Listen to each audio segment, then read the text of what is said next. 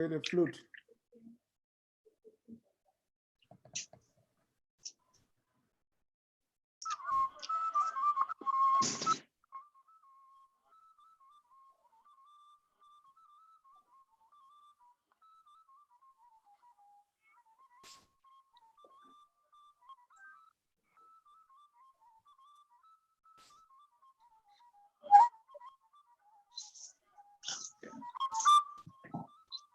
All right, we are live now.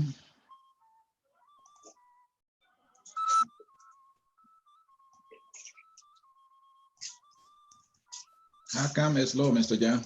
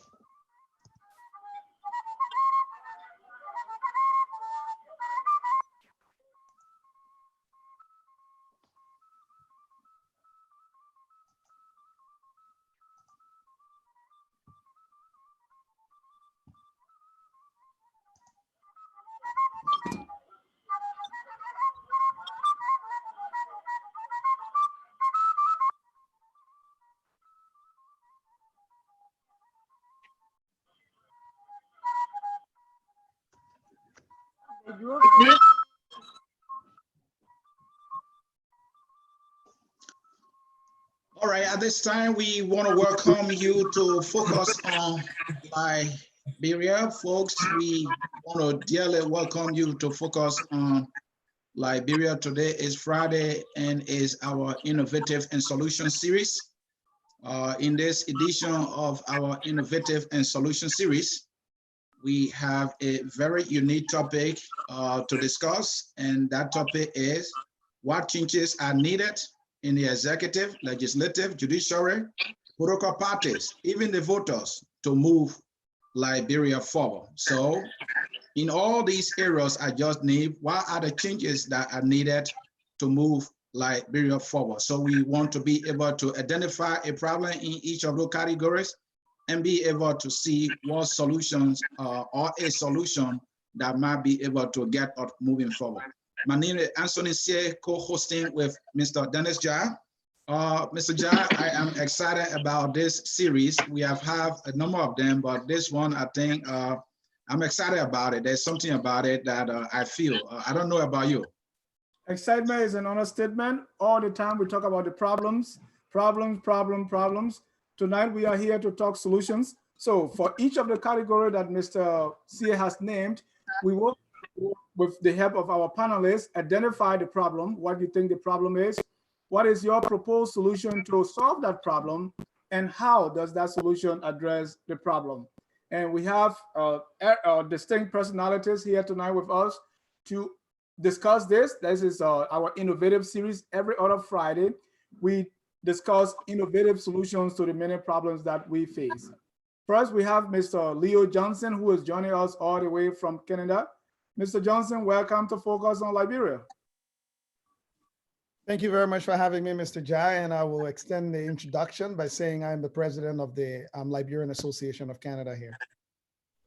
Mr. President, welcome to Focus on Liberia. Next, we have Mr. Alex Chuchu Jones.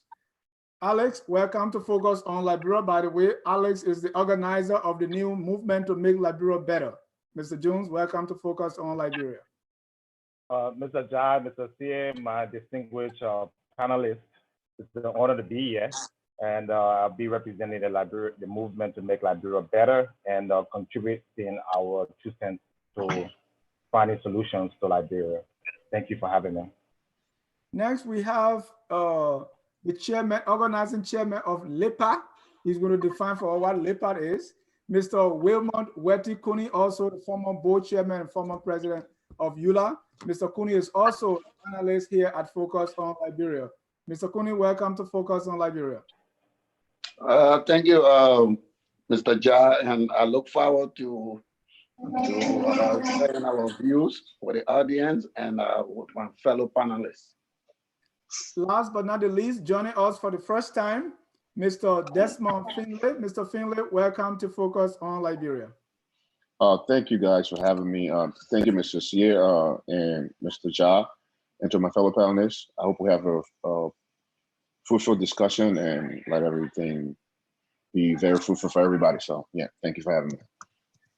In Liberia, what we used to call normal days, there was a song called From Problem to Problem. Everything is a problem. So here now in post-war Liberia, we see problem everywhere. Everyone talk about a problem. Tonight, we are here to talk about solutions. Back to you, Mr. C. Mr. Ja, thank you. And to our panelists here, we are so glad and happy to have you to discuss solution this time around and not just doing the finger pointing. Now, we want to be showing the possible solutions that we can look into to solve the many problems that we have. Those who are joining us here via social media, we want to welcome you. It is because of you we do what we do. And in order not to waste your time, we will start the ball rolling with this very important topic, which is geared at finding solution to all of the many problems that we have. To get started, gentlemen, let's start with the executive. Politically speaking, the executive is where everybody want to be sitting because they're where the crumbs of the power lie. And so let's come to you, Mr. Wilmot Kuni. You've been around and you know about this game that we're talking about, the executive. What are the problems, or what is a problem that you see that you think if we find a solution, what would that solution be, and how would that solution help the executive? Thank you again, Asoni. I have a one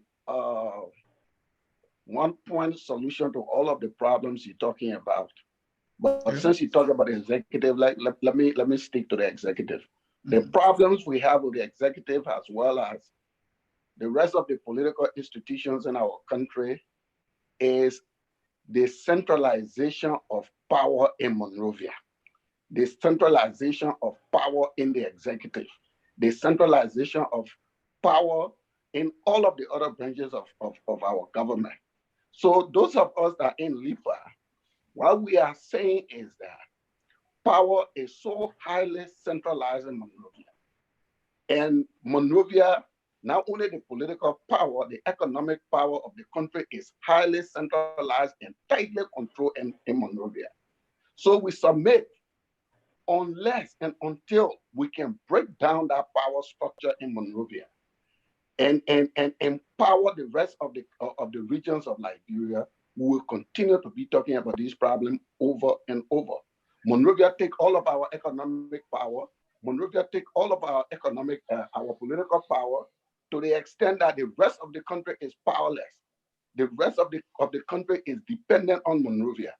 So we need a solution that will take away power from Monrovia and restore this power to the people. And what is that solution? What is that solution? We're talking about effective, we're talking about a careful and aggressive plan of decentralization. I'm not talking about the building of county service centers.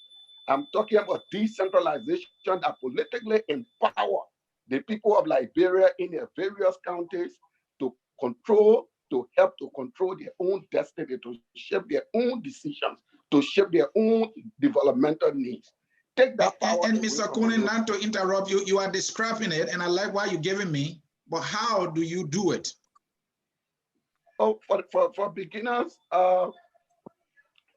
they say our country is a unitary state, and all of the powers to appoint, even the village chief, is in the president. So we are calling for a constitutional amendment that will redefine the relationship between the local government and Monrovia. Look, my brother, in Liberia, we don't even have a local economy.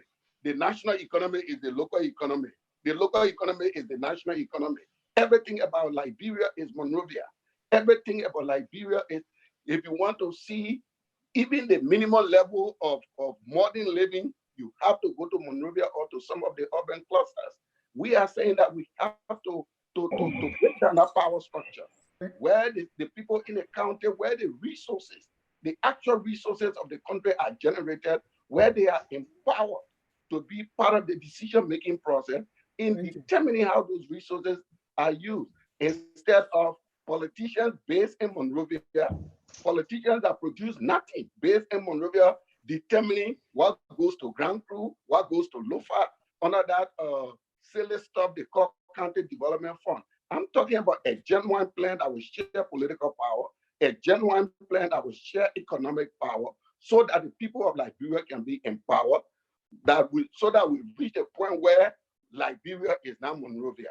If we don't stop this notion of Monrovia being Liberia, we will continue to move from one administration to the other, and we'll be having the same result. So for the executive, we have to break the executive power of the country and spread that executive power to the rest of the country, along with the economic power that comes with it. And then we'll be making some progress. So decentralization for me is the goal. It's where we need to be going in this new century. Thank you, Mr. Cooney. As the show progresses, we'll ask you for more details, because what shifting that power away, what exactly it means, we still don't know. But let's go to our next panelist, Mr. Desmond Finlay. Desmond, what's first identify the problem in the executive? What is your solution, and how does your solution address that problem? I think the problem for me is it's not so much the executive, it's the country at large, right? And the problem I see with Liberia is lack of ramifications for people's actions, all right? So for example, I'll give you a typical example. A young man leaves America, and this is a true story. I got a friend that would never drink. He never drink at any party. Wouldn't drink beer at a party, wouldn't do anything at a party unless his wife is there. And the reason why he does that, because he wants to make sure he gets home safe, right? No traffic, no police stopping him, anything like that. He just want to make sure he gets home safe. So if his wife is there, he would drink. Even if his wife is not there, he wouldn't touch alcohol. But the same young man goes to Liberia, and once he gets to Liberia from the airport, he's drinking a beer and driving. So I didn't understand. I'm like, bro, what's going on here? The problem is nobody gets any in trouble that lasts long for them to be afraid to take these actions, right? So the solution was so if you do anything in Liberia, you can get away with it. That's the bottom line. That's what I think the problem is, cutting across all stages, legislative, the people themselves, the executive, everybody. The fact that you can do something and get away with it, right? There's a minister now that's a convicted felon. He went to court, got convicted.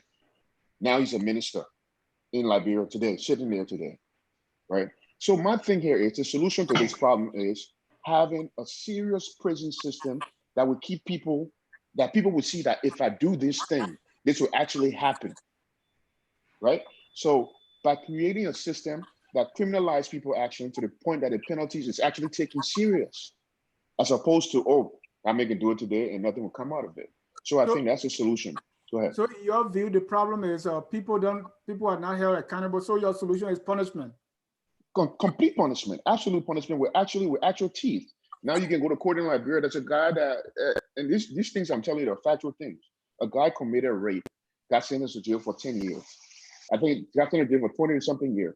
He spent 3 years in jail. His family paid money. He came out of jail. He lives in Ghana now.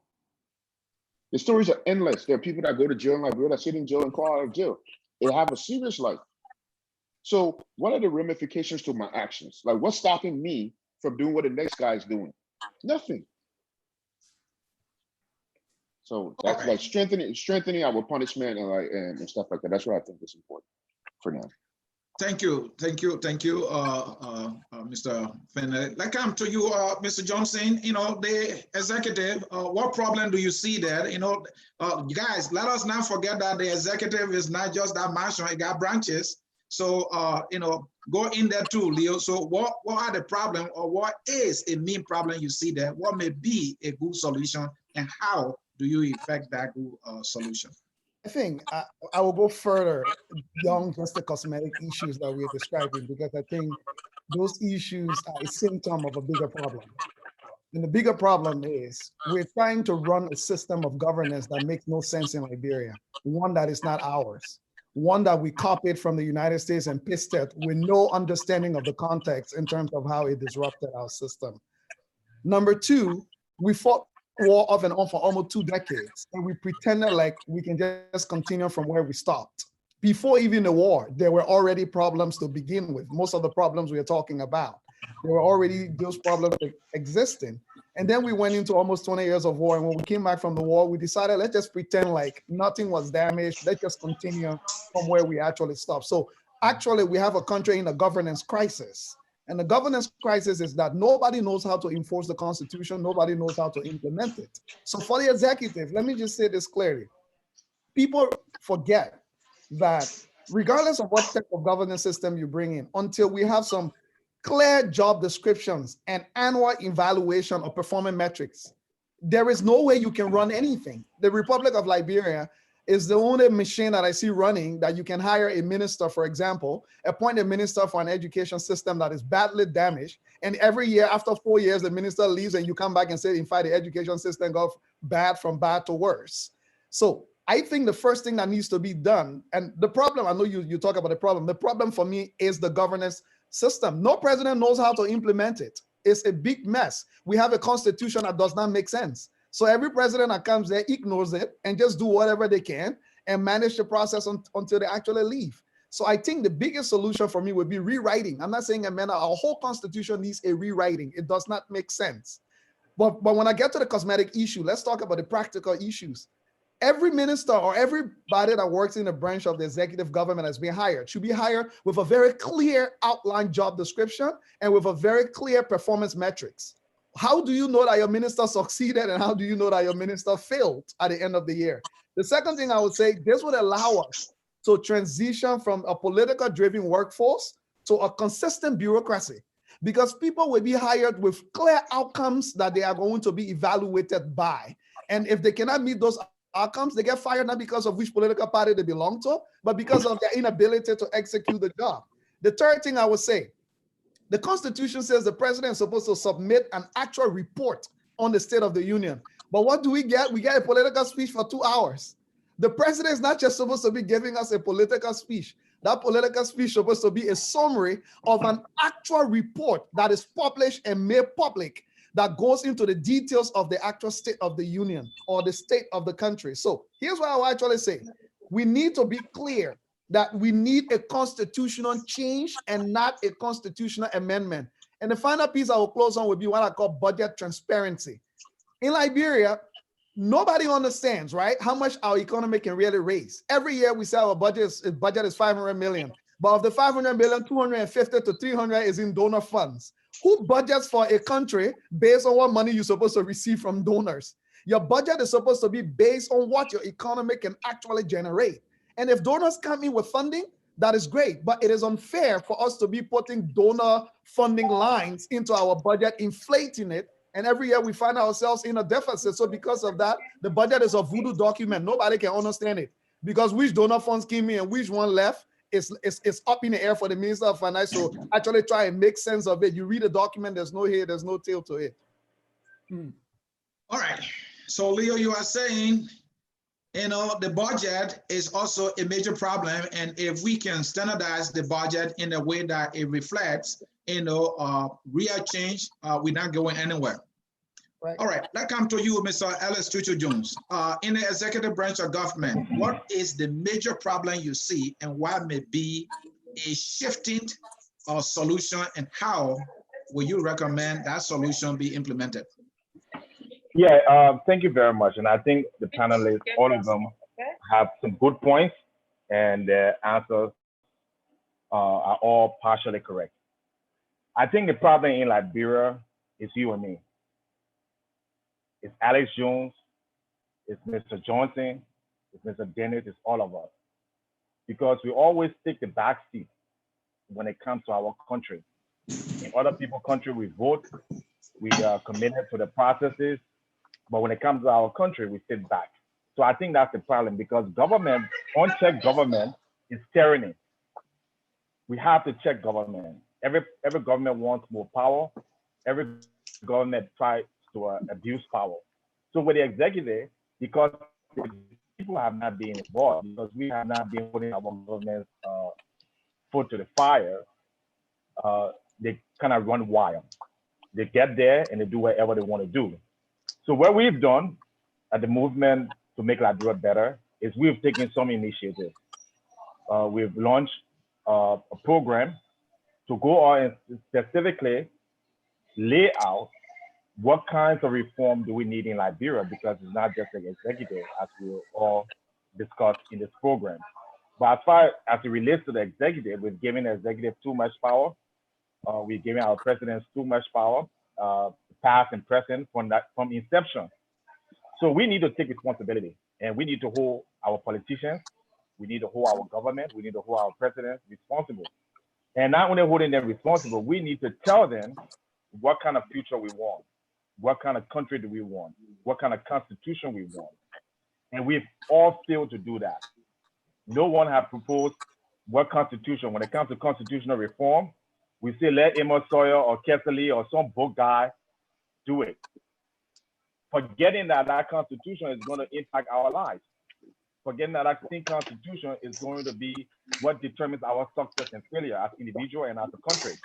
So I think what the movement to make Liberia better is trying to do is to work with all Liberians, you, myself, everyone, for us to sit down, craft what we want our country, what kind of powers we want our president to have or executive, and then present that and say, this is what we want. Because the last time I read the Constitution, it says that this is the government for the people, of the people, and by the people. So if we don't speak up and we expect our senators and representatives to do the job for us, then I think that's what has gotten us here and will continue to be in this situation. So I think we all need to wake up. We need to put forward some suggestions, and we're leading the way in doing that. Mr. Jones, Mr. Jones, this is not ancient Greece. When you say we have to sit down and do this, who are you talking about? The 4 million people? I'm talking about Mr. Ja. I'm talking about Mr. Sie. I'm talking about Alice Jones. Okay, I'm talking about the ordinary people, the ones that we would call the book people. The population is like 4.5 million. You're talking about the 4.5 million of us, or no, I'm talking about the people who have the ability to do it. Obviously, you didn't find every American drafting the Bill of Rights in America, or you didn't find every French citizen as part of the reform in France in 1790.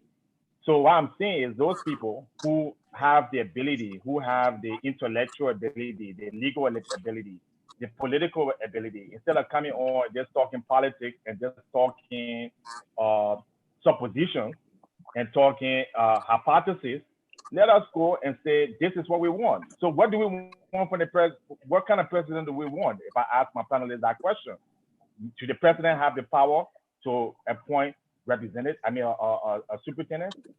Should the president have the power to appoint all the judges in the country, all the major judges? Should the president have the power to single-handedly determine what the budget is going to be through his Ministry of Finance? I think not. So if we don't do that and say, no, we don't want this Liberian president anymore in the future to determine where budget goes to what county, then we need to come out and say that, because the country is for us. It doesn't belong to the president or the 30 senators, okay, or the 100 representatives, okay. So what I'm saying is we're leading that way, and our website, Movement to Make Liberia Better.org, have some preliminary information. We call all Liberians to contribute, to go in there and make suggestions, and by the end of the year, we will have a complete document. Thank you. Gentlemen, we are still on the executive. One last question on the executive, then we'll move to the next segment. What I want to get from you now is, on the executive, we have the superintendent. Many people agree that, hey, we should be electing them, including mayors. And then let's talk about autonomous agency. some people feel that, if you look at the autonomous agency, sometimes two of them will have pretty much the same, functions. Their statutory responsibility are all similar. And we are a small country, but we have so many institutions that are like, somebody call it a paper tiger. So do we merge them when necessary? Do we allow our superintendents, to be elected, city mayors? How do we reform those institutions, to make the government effective? You want anybody to go with that? Yeah, Leo, you start first. Yeah, first of all, let me say again, I go back to the fundamentals. We have all these issues because we photocopied someone's constitution and pasted it. So we just created these things because they were there. So I think fundamentally, before you create a position or before you create a job, there has to be the foundation for which you need a job. So instead of us taking a real stock of our country is like a small city state. Let's be honest. Liberia is a small city state. 4.5 million people. The city of New York can swallow Liberia like a joke.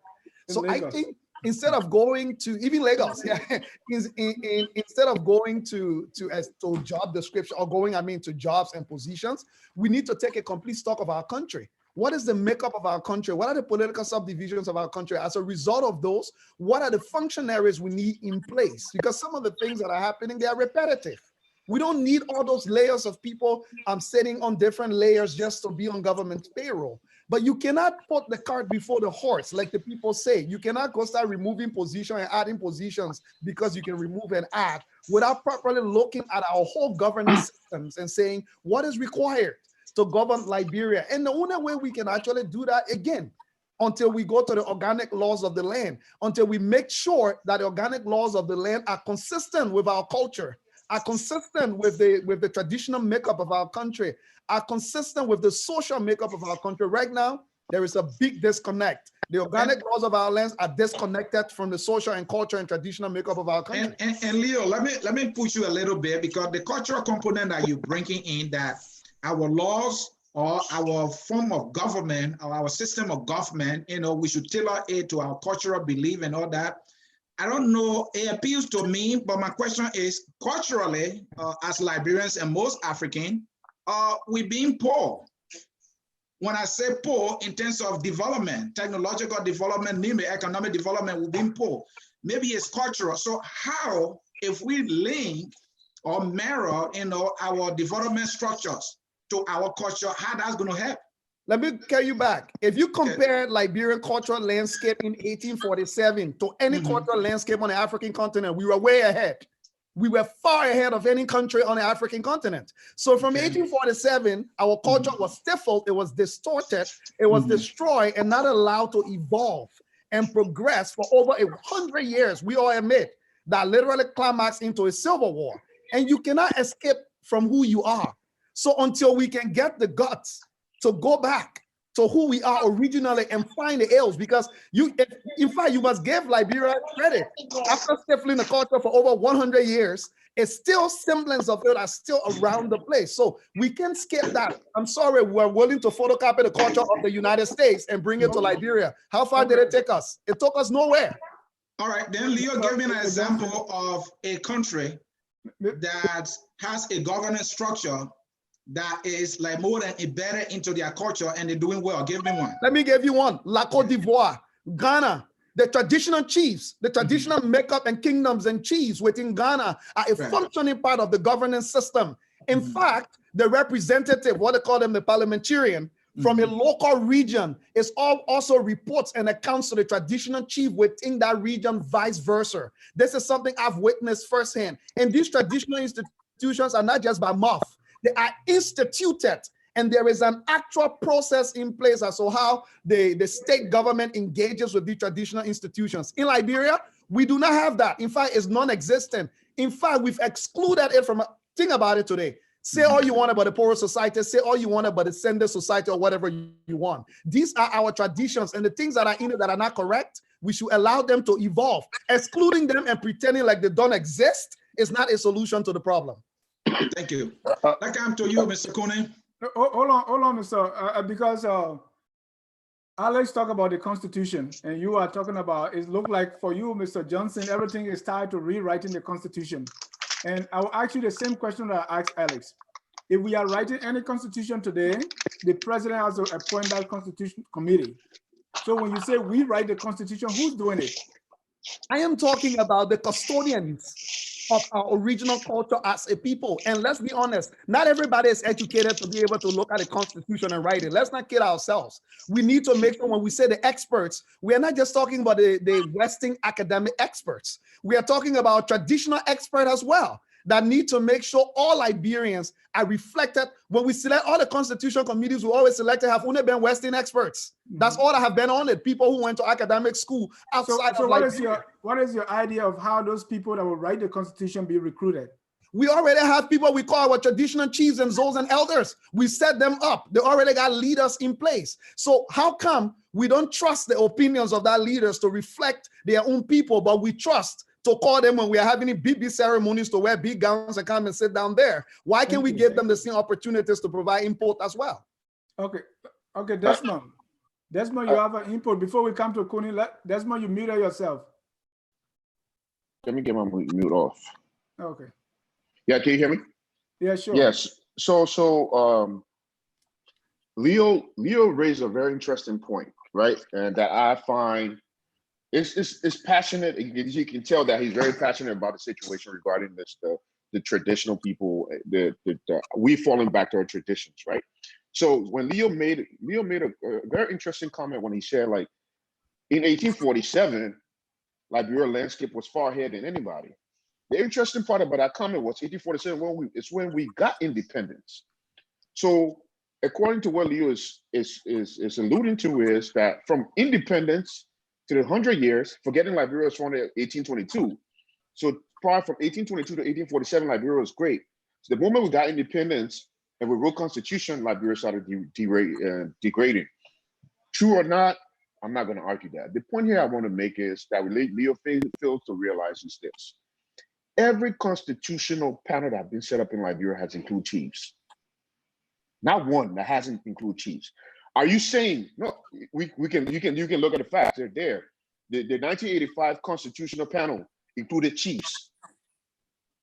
The result of that is inclusive in the way our internal affairs is set up, right? I'm not saying, if you're saying we should hold it and solely go back to 1847 or pre-1847 constitution or traditional formats, Ghana is not even doing that. Ghana don't even have a traditional panel that runs fully, that is dictating to the government how the government operates, right? Ghana doesn't have that. Ghana has an inclusive system. Are you saying that we should have an inclusive system, or are you saying we should have a system that's totally represented on a traditional basis? Can I respond to that? Yeah, please. That's my question. First of all, when I'm talking about Liberia and tradition, I'm not talking about 1822. That place called Liberia today did not exist as of 1822. It existed hundreds of years prior. People were living there. There were traditions on the land. It was not called a country Liberia. So when I'm talking about traditions and cultures, I'm not talking about what we call modern day Liberia. So let me get that point correct first of all. I'm talking. You raised the number though. Culture. You called a year. You called a year. That's why I referenced that. Oh, no, that's what I'm saying. I'm not talking about the modern state as it was set up by the free slaves that came back to Liberia. I'm talking about what existed for hundreds of years prior. But let me answer your question about the inclusion of the traditional people. I disagree with you. If you read your constitution from top to bottom, it's reflective of a minority of our Liberian population. And I'm not calling for a traditional constitution to only represent the traditional people. That doesn't make sense. It would be me not taking into consideration that our country is a cosmopolitan mix. And when I say let's go to our culture, I'm not saying go back to 1847. I'm saying go to our culture where it is now and have a review. Where are we? We don't even know. Most of us sit here, we don't even know where our culture, we don't even know what it is. We've never experienced it. How can you criticize something without properly knowing and understanding it? The understanding is what matters, and we can only do that when we bring it into the mainstream of our governance conversations to begin to see where the flaws are. The America that we sit in here today, a racist culture that we photocopy. The America that we're sitting here today, we photocopy the American culture, and it was racist. We were okay with it. Free slaves went back to Liberia and enslaved the native people, which was a direct outcome of their experience in the North American culture. We accepted that. So how come we can go back to our own and try to fix it and fix the flaws in it and evolve it? Mr. Thank you, Johnson. thank you, so Leo. also- Mr. Jones, hold on a little bit. Mr. Cooning been waiting. Mr. Cooning, the initial question we asked you, you told us decentralize the country, you know, make sure you spread power all over the country, take power away from Monrovia, and then the problem will be solved. So what is the way you're going to do it? Like, give me a county, for example, and give me a description of how it should be done. So I will answer that question, but you see, my brothers here, my younger brothers here, they keep dancing around the same issue.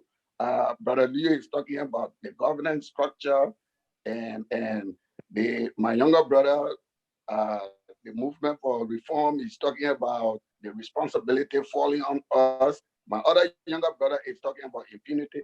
Look, this is all part and parcel of the problem. Again, we have to look at the governance structure, and we should look at the governance structure with the view of adapting a new structure that fit the reality of our times. So what I'm saying is that, for example, look at the tragedy that is happening in Liberia.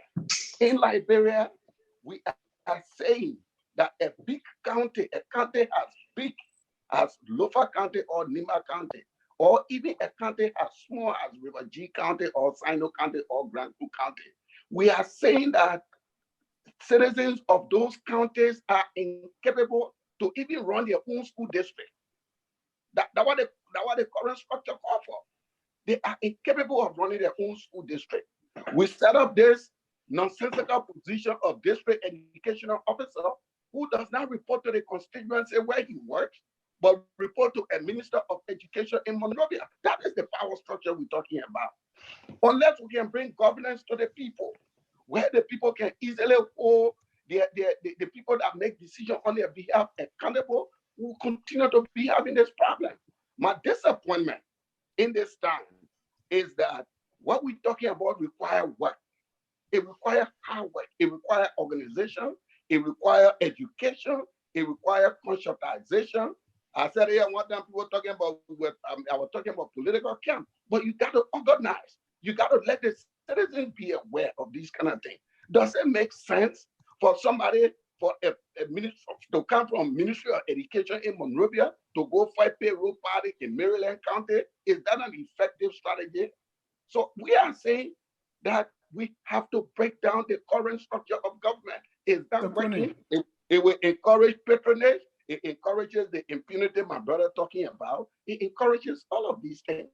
And the only reason why there is resistance to the decentralization effort is because politicians in Monrovia don't want to lose political power. They don't want to lose economic power. You talk about the power of the president.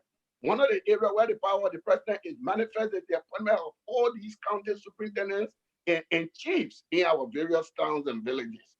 So if we set a government structure in which our counties are electing the people, you are reducing the power of the president. If we go on the economic side, we talk about the budget. The budget of our country is run in a way where all of the resources from the entire country is sent to Monrovia without any input from the various subdivisions of the country. And the budget is made in Monrovia and imposed on the country. That is the predatory nature of our governance system is what needs to change.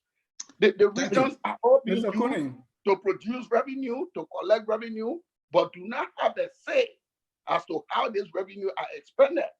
It is atrocious. We cannot continue with that. And I'm coming out soon, and I want to ask you a question. Yeah, my disappointment is that the current level of advocacy in our time, they're not presenting these bold ideas. The advocacy is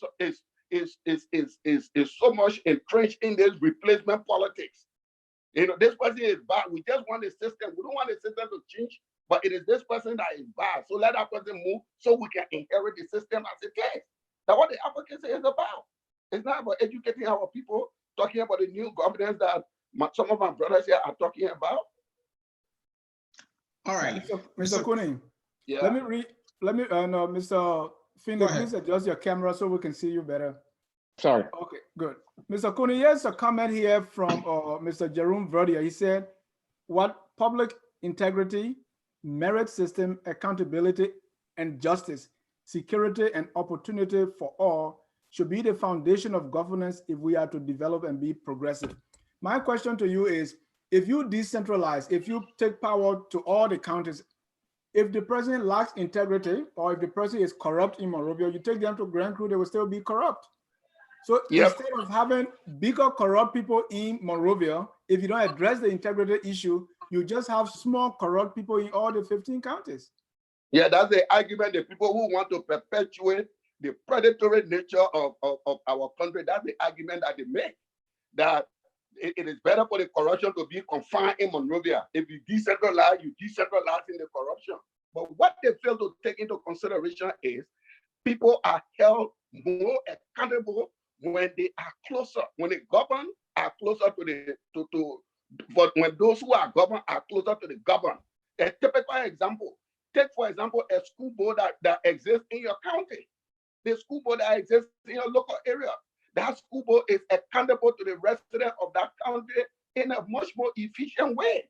But the Monrovia people, they are putting this fear in us that if you decentralize, you will be spreading the corruption. No, I disagree. I mean, how do you fix that? How do you fix that corruption, that integrity issue, the issue of accountability? How do you fix it? Because if you don't fix it, you are only spreading it around. No, I disagree. The reason why we have it is because it is centralized. It's too big. I'm saying if we break it down, it would be easier for us to monitor it. Mr. Cooney, people would be aware of it in a quicker fashion. If I have a school district that is in my town of Panya, and the teachers there are not teaching the children the right way, and we, the residents of Panya, are right there to hold the teachers accountable, is much more efficient than to let our school go in our wrong way and wait for somebody from Monrovia. Mr. Cooney. Yeah. Mr. Cooney, I'm entertained by the point you're making that if the governors are closer to the governed, there will be much accountability. Transparency. That is a false hope. We've seen that. Hiring all our elected officials and appointed officials right there in our small Monrovia, they are all right there and they can see. So let me learn, Mr. Cooney. Let me learn, Mr. Cooney. Let me learn. The point, Mr. Cooney, let me learn. Let's make it conversational. The point Verdier is raising is decentralizing the government. Nobody is kicking against that. But even if you do it and you don't have accountability, you will still have the same problem. And that's the point he's making. So you can decentralize if you want, which everybody agrees with, but when you don't have people who are of integrity, the same behavior will continue. I disagree. The assumption is that you will decentralize and there will be no integrity. So if you don't decentralize, there is integrity. That's false. The examples that you brought, one of the brothers talked about Ghana, you talk about Cote d'Ivoire. Let me tell you something, my brother. All of the countries that have developed or that meet some level of minimum level of development in our sub-region, or even if you go to the advanced world, the developed world, check it out. The development of those countries are propelled by the arrangement of the economy and the political structure through the creation of autonomous regions. Mr. Cooney, I still agree with you on the decentralization. It's like you're telling me if the woman has 15 children, there's a possibility that all the children will be good. And that's the point you're making. If those children are not trained, if they're not given a proper education, they will not come out good. No, yeah, but you are assuming that they will not be trained. That's the assumption you're making. You are assuming in advance that they will not be trained. And that is the dangerous argument from the Monrovia politicians, that because they feel that transparency will not go in a region, so we shouldn't even try. All right, Mr. Cooney, let me further come to Mr. Ellis Tutu Jones. Thank you. Let us maintain the predatory nature. The predatory nature is okay. Yeah, Mr. Cooney, you make that point. The predatory nature we all know is real, and we need to kick against it. Mr. Jones, let me come to you. You are a proponent of decentralization. I asked Mr. Cooney earlier, but he didn't give me the meat I was looking for. So I'm coming to you. Maybe you have it. Well, Give me a county. I will Tell make me the how you argument. carry on decentralization in that county, economically, administratively, and if possible, educationally, so that I can get a sense of what you're talking about. But you can give it to you. You didn't ask me that. I did. That was my first question. You are not paying attention. You are talking about Well, Monrovia politicians. let's give it back go, to Mr. him. Jones. So let's give him the opportunity since he has a plan and he has to will it. Let's give him the opportunity. What will you do, Mr. Connie? Okay, all right. Listen to me. You talking, so let's take one county let's take one county for example. You talk about Sino County. Sino County is rich in all of the forest resources and even mineral resources in our country. The current arrangement you have is that all of those resources are taken from Sino County and taken to Monrovia, 100%, without any input from the people of Sino. It gets to Monrovia, a Monrovia politician get to decide what go back to the county. So under my recommendation, I'm saying on the political side, Sino County should be empowered to elect its political leadership at the level of county. Yeah, but Mr. Connie, is the representative of Sino County? I know I'm going to ask you a question. You have the floor. I just want to ask you a question or two. Yeah. Okay. You're saying that a Monrovia politician, aren't Sino County representative part of that Monrovia politicians? Well, where they live? Different districts. Where they live? Well, according to your law, that is from Sino County, they were elected by the people from Sino so County. Where they live? And in Monrovia? I don't know the personal residency, but according to they live in Monrovia. They live in Monrovia, but let me continue my point. They live in Monrovia. It's the open secret. Everybody live in Monrovia.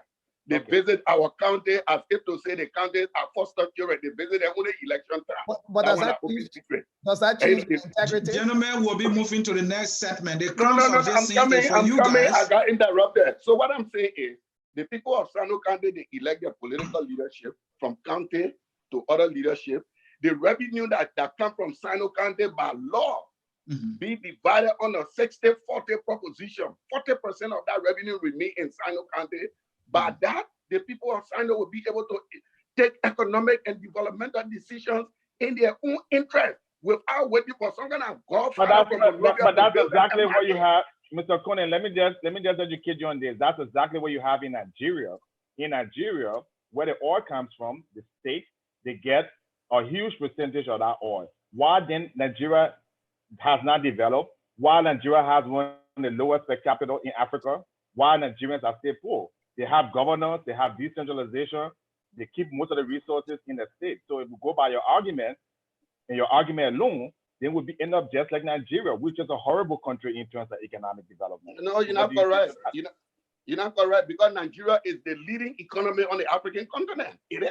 In terms of per capita, in terms of per capita, you know what Nigeria per capita is? It's poor. The largest economy in Africa. Yeah, no, but I'm talking about human development per capita. Development, they don't experience human development. You don't go by how large. Mr. Kune, we're not talking about the size of it. We're not talking about the size of it. They don't mention the size. The impact on the citizens. Yeah, right. That's how it's mentioned. In terms of poverty, in terms of corruption, in terms of living standard, in terms of mortality rate, in terms of per capita, Nigeria is one of the worst countries on the planet, even though on the planet by far. And even in corruption, and what you just suggesting, they do have that. But yeah, the level of development in Nigeria, you can't compare that. Yeah, that big buildings, Mr. Cooney, we're not talking about that. We're not talking about the houses. Mr. Sia, let me just come in. I just wanted to clarify some things. Again, when I said that Liberians are the problem, this is what I'm talking about. Okay? Because number one, Liberians feel the expert in everything.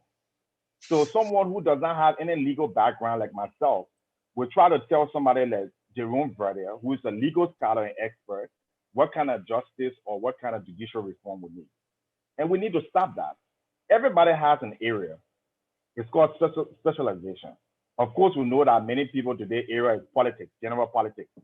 But let's go to the expert. The reason why Liberia is not developing, or the reason why we haven't had a reform, is because people who have done no research have no expertise in our areas are the ones who are talking the loudest. So what I would suggest is go to talk, if you talk to somebody on justice reform, I would want to go to people like Elijah Sayer in Liberia, people like Jerome Verdier. I don't have that kind of background. I can only refer to those people and to tell me, if I go, we talk about historian, I'll go to somebody like Dennis Dodd, tell me about the culture. Economically, I'll go to somebody like Dr. Gonku. Somebody who was Minister of Finance, Deputy Minister of Finance, who knows the ins and outs of the country. So once we get the right people around the table, which is what the movement to make Liberia better is trying to do, is to get people who have expertise in these different areas, draft a plan, all right, that is going to carry on that decentralization, so we don't end up like Kenya and end up like Nigeria, or even Ivory Coast, if you want to include them.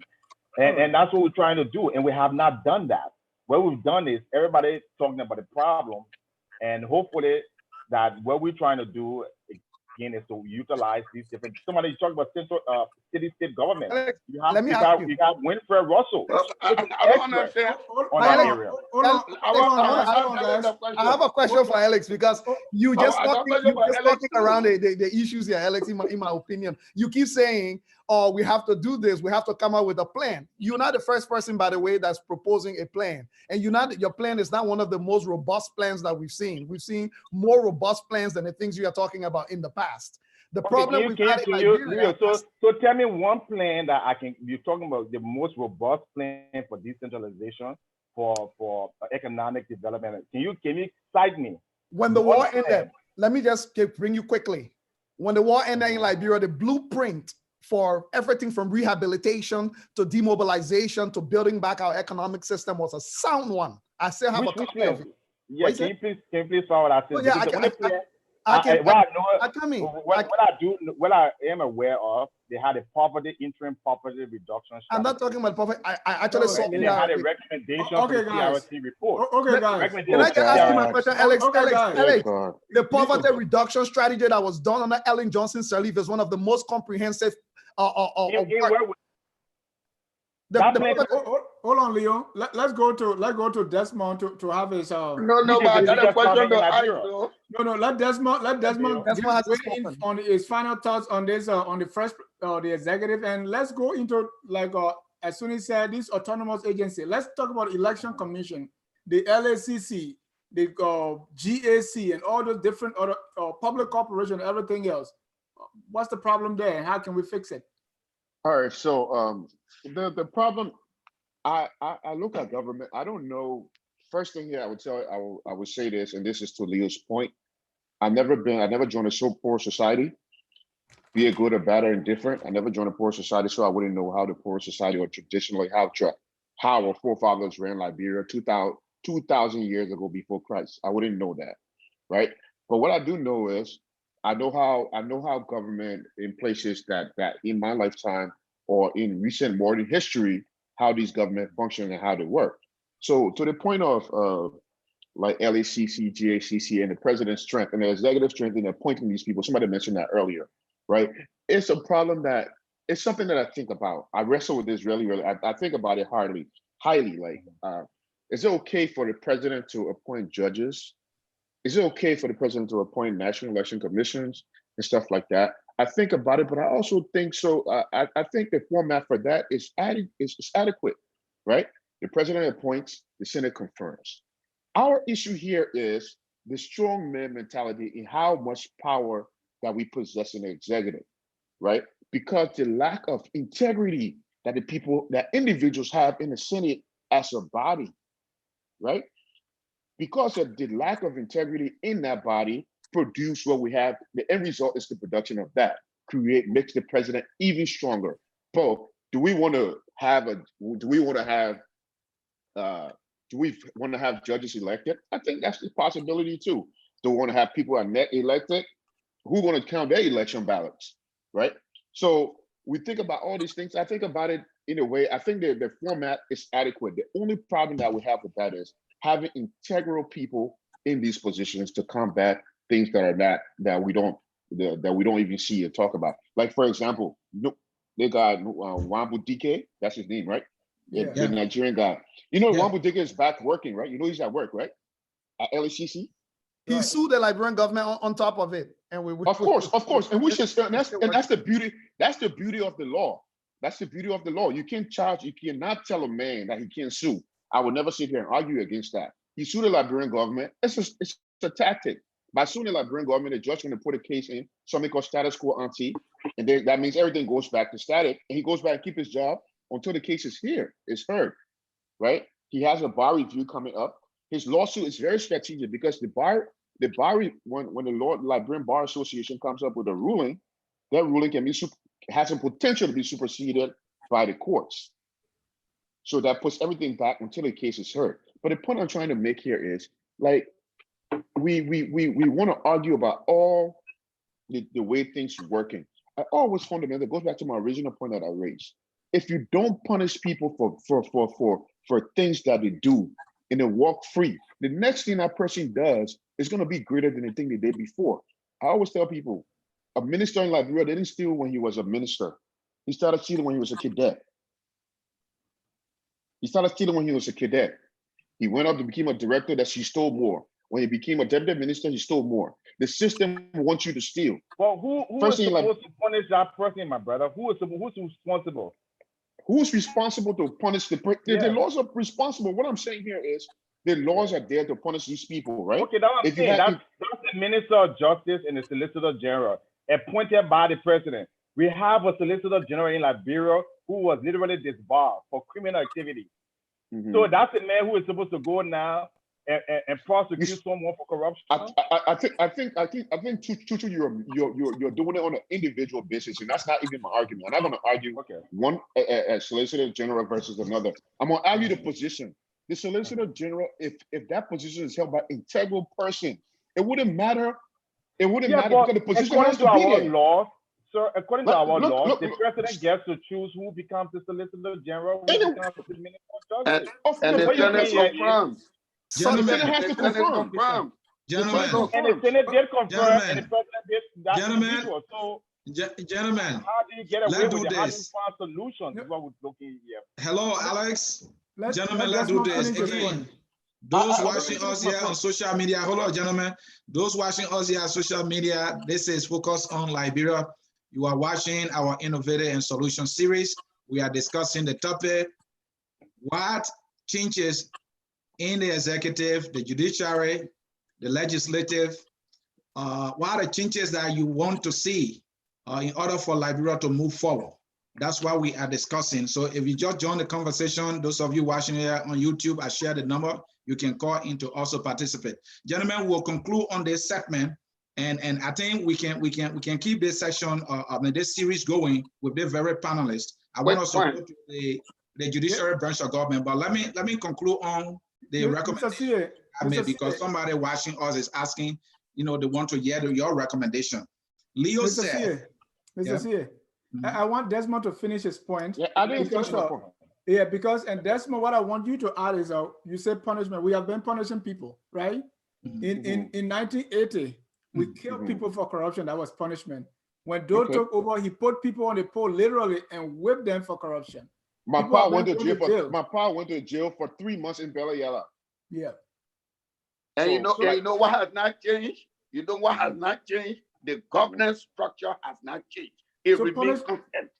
So speak to that. Punishment. Punishment. When we say punishment, we're talking about somebody goes to jail, the person comes back from jail, and the person goes back in the same position. That's what I'm talking about. A serious database that when a person is caught for stealing, right, and that person is a convicted felon, there should be ramifications that person can hold another job in that same line, same work of the same field. There should be ramifications for like you see Gibson. Like there was the first guy that was appointed to be a Minister of Justice, right? He took money from somebody was disbarred, and if it wasn't for UNMIL, he would have had that job. The president was willing to appoint him to go back to Minister of Justice, but UNMIL told the people no. So because that's my point. My point is not to put the man in jail. My point is the man should not be in that position ever in his lifetime. Yeah, he go step back.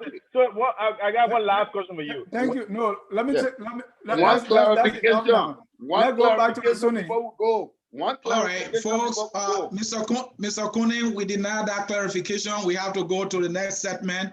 Let us conclude. This is what I you will put it guys in the next propose. segment. In order to solve the problem under the executive branch of government, Leo said you have to change the constitution because the constitution, using his word, does not make sense. And then he also talked about budgeting. He said we have, I'm just paraphrasing here, he said we have to reinvent the way we do budgeting so that it can reflect all the counties. And that's the way we can make change under the executive. Desmond says accountability, accountability. You got to punish bad behavior and reward good behavior.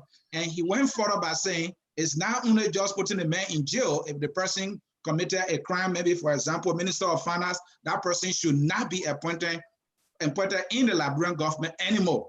If you do that, people will see reason to say, I'm not going to exhibit that behavior. Mr. Cooney and Mr. Jones, both of them are like decentralized, decentralized, decentralized. That is no, Mr. C, we have a No. You're not with me on decentralization. working. What I did was I referred people to our website. You guys are hijacking me, man. I'm Right. concluding the segment. And you can make clarification when we move to the next segment. And it has a comprehensive reform strategy. Alex Jones said we should all come together. Yeah. Correct. We should all come together. Specialization. Mr. John, I know Jones. I read his website last night. Just make it a summary. And what I said, the crumbs of his point is to decentralize. And No, that's the same crumbs of Mr. Kuhn's recommendation. We have 5 points. We said that we should have an independent anti-corruption commission. We should have an independent board of health and education. We should have an independent central bank. But you never told us any of that here. For one level, and that's the problem in Liberia. We look at one. But that was you didn't say all that. Any of that here. And if you didn't say all that. To make Liberia better.org, they are all laid out, and we call it on. You said we should all come around the table. So I actually 4.5 million. No. So go ahead, Mr. C, conclude. Johnson, Mr. Coney, the people who are interested and who have the ability, let's work together to find a solution. That's what I'm saying. How will you do that if you don't even want us to question fellow professionals? All right, then I will have to give, to be fair, I have to give Mr. Cooney to conclude his point, and then we can move to the next segment. Exactly. Ellen, my young brother, you vacillating. You want us to come together to find this solution, but at the same time, you don't even want us to question the basic assumption that each of us coming here with, because according to you, we are professionals. If somebody is a legal scholar, since I'm not a lawyer, I cannot even apply my rational thinking to what the person is proposing. All of the things you're talking about, I still think you can have all the independent, whatever name you call it, if you put them in the centralized state that we have as we have it today, it will produce the same result. If we don't break down the power structure, you will not have a different I'll see you tomorrow. I pack my bag. I'll pass. Can I parry? Let me. Yeah, please. Sorry, guys. So that's what I'm saying. All right, thank you, gentlemen. Again, folks watching us here on social media. I'm Anthony here, co-hosting with Mr. Dennis Jai, and this is Focus on Liberia. This is our innovative and solution series, and we are trying to identify the problem in each of these different sectors of our government and make a recommendation, and how would that recommendation be able to help. We are moving forward. We just dealt with the executive. Now we are going to the legislative branch of government. And at this time, I will give it over to my partner here, Mr. Jai, to lead the section. Mr. Jai. First of all, Mr. Cooney, in this session, don't complain. You had dropped out the last session, so let's give other people chance. The same way we spoke about the executive, now we come to our senators and representatives. So looking there, let's identify the problem. What is the problem? What is the solution you're proposing, and how does that solution address the issue, the problem that you're trying to solve? Okay, so for this, let me start with Mr. Chuchu June. This time, now anything that's on, we are not going to read a website right here. So give it to us right here, Chuchu. Well, what we're saying is, again, we've taken the initial step. We have a problem in our legislative branch of government as we do in all the other governments. One of the problems we have is that, one, people in the House of Representatives do not really represent their constituents. And Mr. Coney said, one, because they're distant away from the people. That's one reason. Furthermore, they're incompetent, most of them. And because our law states that anyone can get out of the bush and just come and become representatives so long people vote for him, there's no minimal requirement. So anybody can win elections. So Prince Johnson won election. So what we're saying is that, one, that we need Mr. Jones, yeah. You use the word bush. Take somebody from the bush. Please explain that. Well, I mean, all of the woodwork. What I mean is all of the woodwork. Somebody can just come and stand tomorrow, buy bags of rice for people, right. And once he wins, he gets so many votes as a result of buying rice for people or giving people money. He's a legislator with all the rights and privileges, because our election commission, right, have not gone active rules where there should be on. Just you're going to be writing laws, at least you must know to read the laws. If you be felony, you must not be someone who has committed crime, heinous crime, and now people vote for you. So the reform is that our election commissioner now will set some basic minimum and qualifications on who can. The person has to be someone of high, good character. The person should not have someone in crime and murders and things like that. So we're saying comprehensive reform. You cannot just say, all right, we need good people. You can't legislate morality. You can't look in the sky and say, well, when we get good legislator, then the country will be better. You have to put in the requirement and the check and balances to make sure that you don't get the worst person to become a legislator in our government. And so that's what we're proposing. We're saying that the election commission should be 15 members. They should be selected by the public, so it's not political. That the president don't come and point his stooges onto the commission. That we have a review board. Yeah, and that's for all positions. They answer the election commissioner, which is responsible for every election, whether local election, whether for judges, whether for legislators. They will be the one to set in the basic requirement, and they will not be appointed by the president, or they cannot be recalled by the president. It will be a process by the general Liberian public that will nominate people that have good standing and have. Mr. Jones, let me stop you. That's our recommendation. Let me stop you. So in just one word, what is the problem you see with the legislative branch of government? They're not regulated, and anybody can become legislator in Liberia, whether they buy elections or not, and we need to be stopped. And to fix that? And to fix that, we have a strong election commissioner, and that will be selected by the public, and that wouldn't cater to parties or cater to the president. And that process would be through the general public. Thank you. And let me make some correction, because the word bush has a history behind it. So maybe you use it innocently, but no. I hope it's not offensive. What I mean, all of the woodwork. Someone just coming on tomorrow and showing up. So let me be very clear about that. That's what I mean. Let me go to Mr. Desmond. I think he's situated now.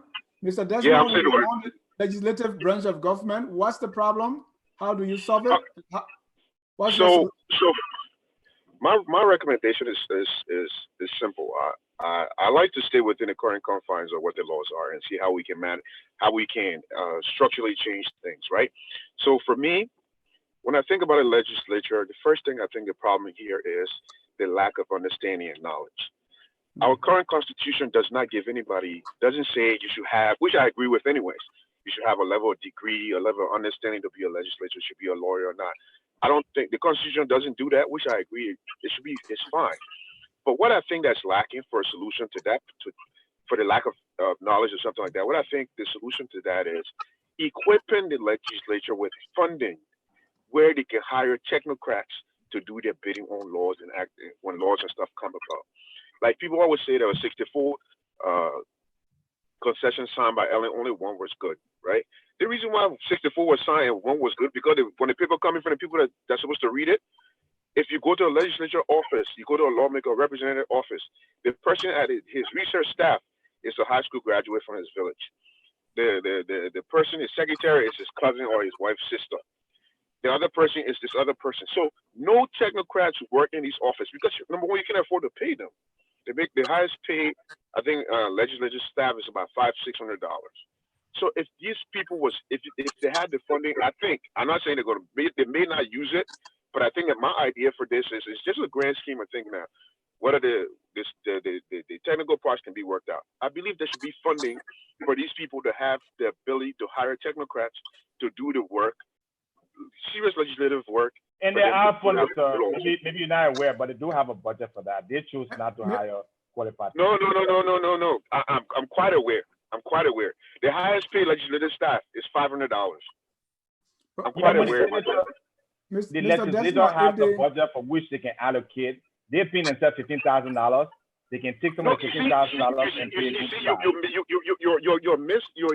that's a choice. I don't want to give them a choice. I want it to be legal. But they can pass a law. The legislator, they can pass a law. Hold on, Alex. Just listen, Alex. Just listen. I'm not saying they can or they couldn't. That is the problem. That's what I'm telling you. It is a problem. The solution, that's what I'm giving you.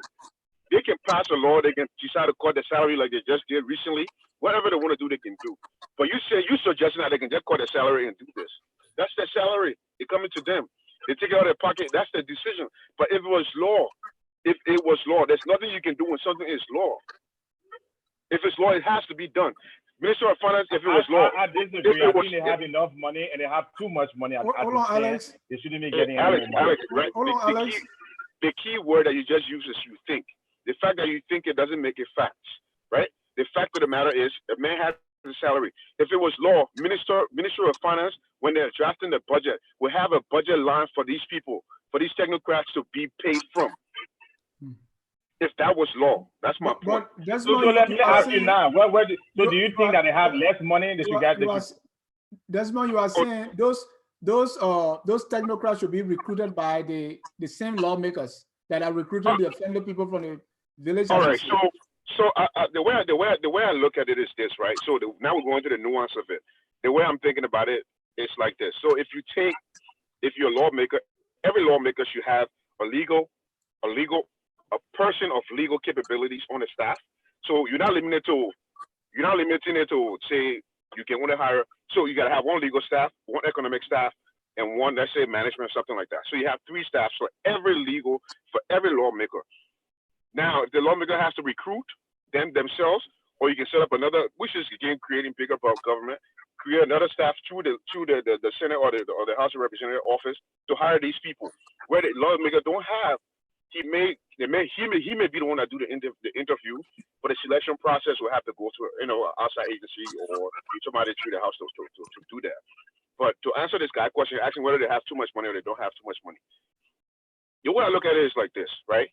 You pay, let me tell you what the money thing is. I know Alex probably knows this, but I will say it again.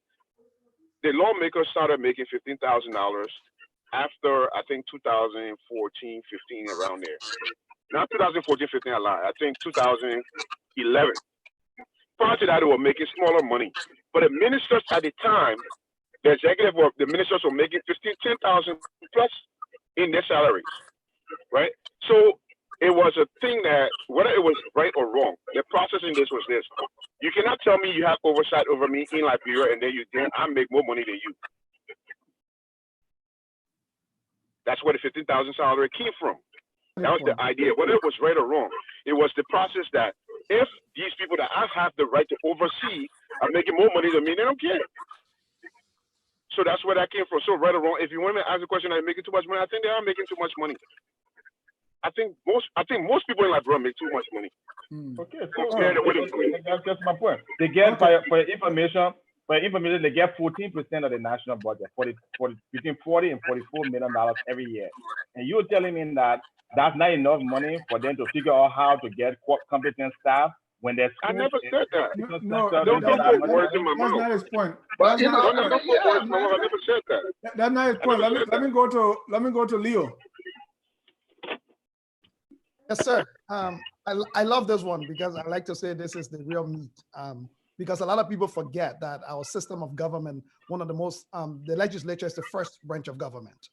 We've put so much, unknowing to ourselves, people have put so much power into the executive that we've forgotten that real power is within the legislature, within their pens, and whatever else they have to do. Here's the problem. Let me start with the problem. The first problem is this. There is no clear line of delineation when it comes to what is the job descriptions of our legislators. People who take on that job, there is no prerequisite or requirement. So you have to assume that majority of the people being elected to our legislature have no idea of what it means to sit in the legislature. They have no idea what it means. Hold on, Leo. The Constitution gave us a requirement. You are saying there's no requirement. No, if I say there is no requirement, I'm talking about qualifications. Oh, okay, in the go ahead. people that are sitting. That's what I meant. Sorry, I didn't mean, in that line. They don't give us that too. What is the qualification? Yeah. The age requirement is a qualification, Leo. So technical qualifications. Please help me understand the technical qualifications. Then I haven't seen it before. All right, you quantify it. So I mean, you qualify it, so we understand now. It is a technical job. Lawmaking is a technical job. No, lawmaking is a technical job. Let's get that clear. It's lawmaking. You're making laws. Go ahead, Leo. So let's get it clear. You're making laws. That's why they call them lawmakers. So it's not about having political rhetorics and lyrics. It's about writing laws that are finite, definitive, and clear. So when I meant qualification, I meant the technical ability of these people being able to make laws. There is no way to determine the people who get elected, whether they are capable of making laws or writing bills or passing bills or not. So when they get in there, obviously, I can clearly tell you from the functioning of our legislature, most of the people that don't know their job descriptions, most of them become philanthropists. Most of them start building roads and building schools. So they take the Ministry of Public Works job, they take the Ministry of Education job, they take the Ministry of Health job. Most of them running their own schools. Most of them running their own, and they are running it on their legislative budgets. Most of them running their own clinics. There are members of our legislature that run their private clinic, and some of their clinics are apportioned government money. So that's some of the problem. The next problem I'll list before I go to the solution is that we were meant to copy exactly what the US legislature looks like. Unfortunately, we copied the system, but we did not copy the tools needed to allow our legislature to function. So we only took the part that said they must do this, but we've never equipped. I can't remember the time that we've equipped our legislature. Let's talk so and talk so. We've gone against them for the corruption. We've gone against them for the lack of oversight, but we've never talked about if they have been equipped with the tools which is required by government to actually do that. Let me come to the solution. So those are my problems that I have identified. When it comes to the solutions, the first thing, instead of following the pasted United States Constitution, the whole legislature, in my opinion, needs to be reorganized to reflect the context of Liberia. And here is the context. So what is the context of Liberia? I'm coming. Let me get to it. I'm coming to it. So the context of Liberia for me, instead of creating a body that is supposed to represent the politicking of the day, we are supposed to create a body that is reflective of the realities of regions and not based on the politics of the day. So let me tell you the reality of Liberia when I say the context of Liberia. The context of Liberia is this. Number one, the Liberian government itself does not have the budgetary requirement to have the number of legislators that we have sitting. It's a waste of taxpayers' money. We don't have the ability to have those many legislators serving as legislators for 4.5 million people. That's too many. I don't think that's a context. Let me just say, that's a context. The country is too small. It's 4.5 million people. Our context is not 20 million people. It's not 40 million people. Number two, the next context of Liberia is the salary scale that they make. The legislators, the parliamentarians in Ghana make around $4,000 a month, and the Ghanaians are crying underneath it. So the Ghana budget is about, I think, 10 or 13 billion dollars. The Ghanaian government budget, they make about 4,000. Ours is 500 million. And at one point, our legislators were collecting $15,000 a month, higher than even what some US senators are making.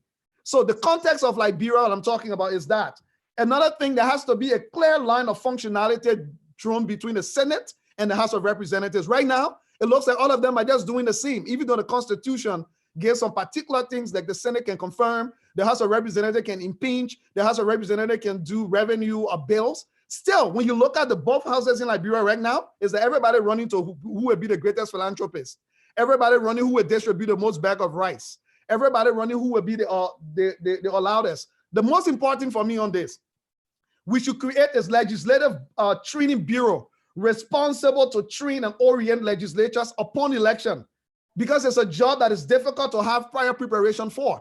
In any country that you go to, most countries, even where I live, there is a bureau set up. Anybody who gets elected into the parliament here in Canada, you have your first 6 months of training. You go into the bureau, it's like school. You go there for them to train you as to what is your job responsibility as a legislature. What are the tools you need to use? How do these tools work? What is your responsibility? And in that training is where they determine their office staff. Things like who's supposed to be a budget officer. And these things, and some of them are not supposed to be to individual senators and legislatures. There's supposed to be a bureau when the budget comes down that is responsible for helping our senators and representatives understand what decisions they're actually making and do the necessary research. The last thing I will say is this. This bureau should be permanent. There should be a permanent website or repository where all decisions of our legislature and the day-to-day processes are there permanently that anybody can just go to. Our legislature operates like a voodoo. Nobody can find, you want anything to go back to, you can't find it. There's nowhere you can go to find it if you're not lucky to be connected to one of them. Mr. Johnson, we often talk about the power of the people, okay, and say country, government by the people. So you were saying that the major problem is there is no clear job description for the legislators. They don't meet the minimum requirement, if I can paraphrase. But these people are elected, okay, because the voters have the power. Yep. So can the voters not see that, okay, this person is not qualified, it doesn't meet the minimum requirement to become a, so that's our problem, unless you don't want this to be the government of the people now. No, so what I'm not saying they cannot be elected because of the lack of qualification. That's why I say you need a bureau. I'm saying the problem is we are electing these people and we have no tools. We've given them no tools to be able to function. Even if they are qualified, even if you got a PhD, being elected into the legislature is a whole new foray for you. So not because someone has a PhD in literature, or because someone has a PhD in English, or because someone has a master's in economics, when you're elected to the legislature, you'll be able to function. That's an institution that is unique to its core. So what I'm saying is, give them the tools. We haven't done that. We've always chastised them. And okay, but this is not unique to can I ask a question? Ask a question. I just want to ask, so you're saying that since we copied and pasted the American Constitution, we should paste Canada's format now because you got a bureau in Canada. We should paste that now. No, I said you should create a bureau in Liberia that is responsible. Because Canada has a bureau. No. You reference it. But another country. Canada is not another country that has it. Hold on, Leo, let me ask this question. I want to get to my point. My point here is my point is going back to what your original comment from the last section, right? Ask a question. You're talking about our traditional and the context. You're saying that. My question to you is quite simple. You said we should go, like Canada has a 6 months preparation process. America, for the new recruits, they have a 3 weeks process. So are you saying since we copy and paste in America, that's the problem we had, now we should copy and paste Canada too now? No, I'm saying you use it. Okay, let me answer the question. You ask a question. Can you let me answer? Sure, yeah. I think you answer it. No, don't copy and paste. I'm saying use it as a model. That's how people write. Use the model and create your own. That's what we should have done with our Constitution. We should have used the American Constitution as a model, look at it, and then create our own, but not copy and paste it. That's plagiarism. Thank you. All right. Leo, let me ask the question, then we go to the other panelists. The term for our lawmaker has been another subject of debate. Any solution you want to recommend on the term? Yeah, I believe, first of all, in anywhere in the world, 9 years is too long a term. I believe our Senate term should be 4 years each, and members of the House of Representatives should be 2 years. Every 2 years, they should be held accountable, in my opinion. And including, I mean, I know we've talked about the executives, but I think the Senate term should align with the executives to 4 years, to a 4-year term. The president term should be reduced to 4 years as well, the Senate to 4 years, and then members of the House of Representatives to every 2 years, which will strengthen the level of accountability that can happen, again, government by the people. Leo, don't forget now, you talk about money, that we don't have that much money to do all these things. Now you are talking about election every 2 years. That's a lot of money that we may not be able to afford. Yeah, the only reason why you don't have that money, we all know, we have the ability to raise that money. It's gross mismanagement. Nobody should say we don't. We actually do. We have 4.5 million people. If you take just Liberia itself by its raw or natural resources, let's forget about the productivity of people because we don't have a very productive population. If you just take that into proper management, we do have the funding, we do have the ability to raise the money, even with the international community dumping in billions. We still mismanage it still. So the issue is not the lack of money. The issue is gross mismanagement by our leaders. Thank you. Finally, Leo, if I may, the presidency, one can only go 2 terms or run twice. What's about the lawmakers? You have any recommendation there? Okay. Yep, I agree. I think no lawmaker should be allowed to serve more than 3 terms. If you spend 3 terms in the legislature and you're not able to make the kind of impact that you should make, that means we should question your ability. And number 2, look at our lawmakers. How many of them have passed bills? Think about the laws. Even the Constitution can catch them by surprise when certain things jump up. Look at the history of our legislature. Very few laws are being made or being structured when Liberia is in a constitutional crisis itself. So it tells you that they've gone far away from their actual job that they're supposed to be doing, and they turn it into a place of national philanthropy. All right. Again, folks in cyberspace, you're watching Focus on Liberia. This is our solution and innovative series. We are on the legislative branch of government. The legislative branch of government. And we want to know what the problems are, or what is the problem, and what can be a solution that can help solve that problem. Let me come to Mr. Cooning. Somebody like to call him the intellectual heavyweight. Mr. Cooning, are you ready for me? I got a political bitter ball for you. Toss it. Go ahead. Toss it here. The man is on mute, so he's not ready. Hey, Mr. Cooning, here is the thing. Hello? Yeah, you are all right now, Mr. Cooning. So have a lawmakers, these people are our direct representatives. When we say power is inherent in the people, that power has been given to them to represent us. The place I want to put you, push you, is on the issue of their oversight responsibility. Are you satisfied? Is there a problem there? And what would be your solution? Tough one. Okay, first of all, I'm not satisfied with the oversight responsibility. I'm not. Okay. But the major problem that faces the legislature is the lack of self-awareness as to who they are. They are not actually aware of who they are. Like you rightly said, these are the direct representative of the Liberian people. This is where we, the power, we, the people, actually is. It is the legislature. All of these things we're talking about, some of them can be resolved by a legislature that is fully aware of its function, of its role. You know, sometimes we got to listen to our leaders, people who have more experiences than us.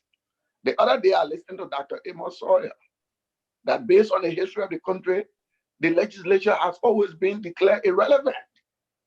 It is not only in these times. There were always what he called these statement people that have always played the function of the legislature. And he gave the example that even in the impeachment of the so-called deposition of Roy, it was not done by the legislature. It was done by other people other than the legislature. So one of the first problems is that the legislature is not aware, does not have that self-awareness of what that body is. That's one of the problems. So the legislature allow itself to be kicked around by the executive and other branches of government. In the past 12 years, we saw a speaker of the legislature that was removed twice through manipulation from the other branch of government. We saw various contracts that were signed through manipulations from other branches of government. So it is that lack of self-awareness of their own functions and of their own role. We complain about budget. You know, my brother Leo talking about transparency in the budget. Who's supposed to demand the executive for that kind of disclosure? Supposed to be our legislature. The legislature has the confirmatory authority for presidential appointees. They are failing in all of these things. So that is one of the problems. But the second problem I have with the legislature is that they don't live in the constituency that they represent. They don't live there. There is a law that they must be domiciled for election, but after election, they don't live there. They live in another constituency that they don't represent. So that's part of the problem. So they're not consulting with their people the way they're supposed to consult with their people. Now, for me, sometimes some of the reform we want, I agree with my brother Desmond, we have to do it within the current system. A legislature in Liberia, after election, you are required to employ, I think, up to 16 people. But there should be some requirement that at least 3 or 4 of those people should be real technocrats that will be recruited through some independent means that will serve that particular representative. You're talking about somebody with legal knowledge, somebody with economic knowledge, somebody with political knowledge. Like the brother said, the highest paid legislative staff is about $500. Who are you really going to get to go work for $500 to analyze a concession agreement? Who's going to really work for $500 to analyze an impeachment document? So the level of money you pay the person determines your staffing level. It determines your staffing level. So we need some of these changes. Look, I work with the city of Philadelphia. There is a position they call executive assistant. You take the test, you pass the test, you are qualified to be executive assistant to any city commissioner. You can be executive assistant to the commissioner of police. You can be executive assistant to the commerce department. So we need something like that. And that's why I agree with Brother Desmond. Some level of the legislative staff need to be professionalized so that they can do some professional work. Mr. Cooney. Let me make the last point. I disagree with my brother. Mr. Cooney, when we're calling your attention, give a break. I've been quiet. Don't give me chance. I disagree with my brother who said lawmakers are technocrats. No, they're not. They are politicians. Politicians may not have any training other than people finding to represent the people. This is why you find he used Canada. Let's find in the US. We all watch legislative hearing here.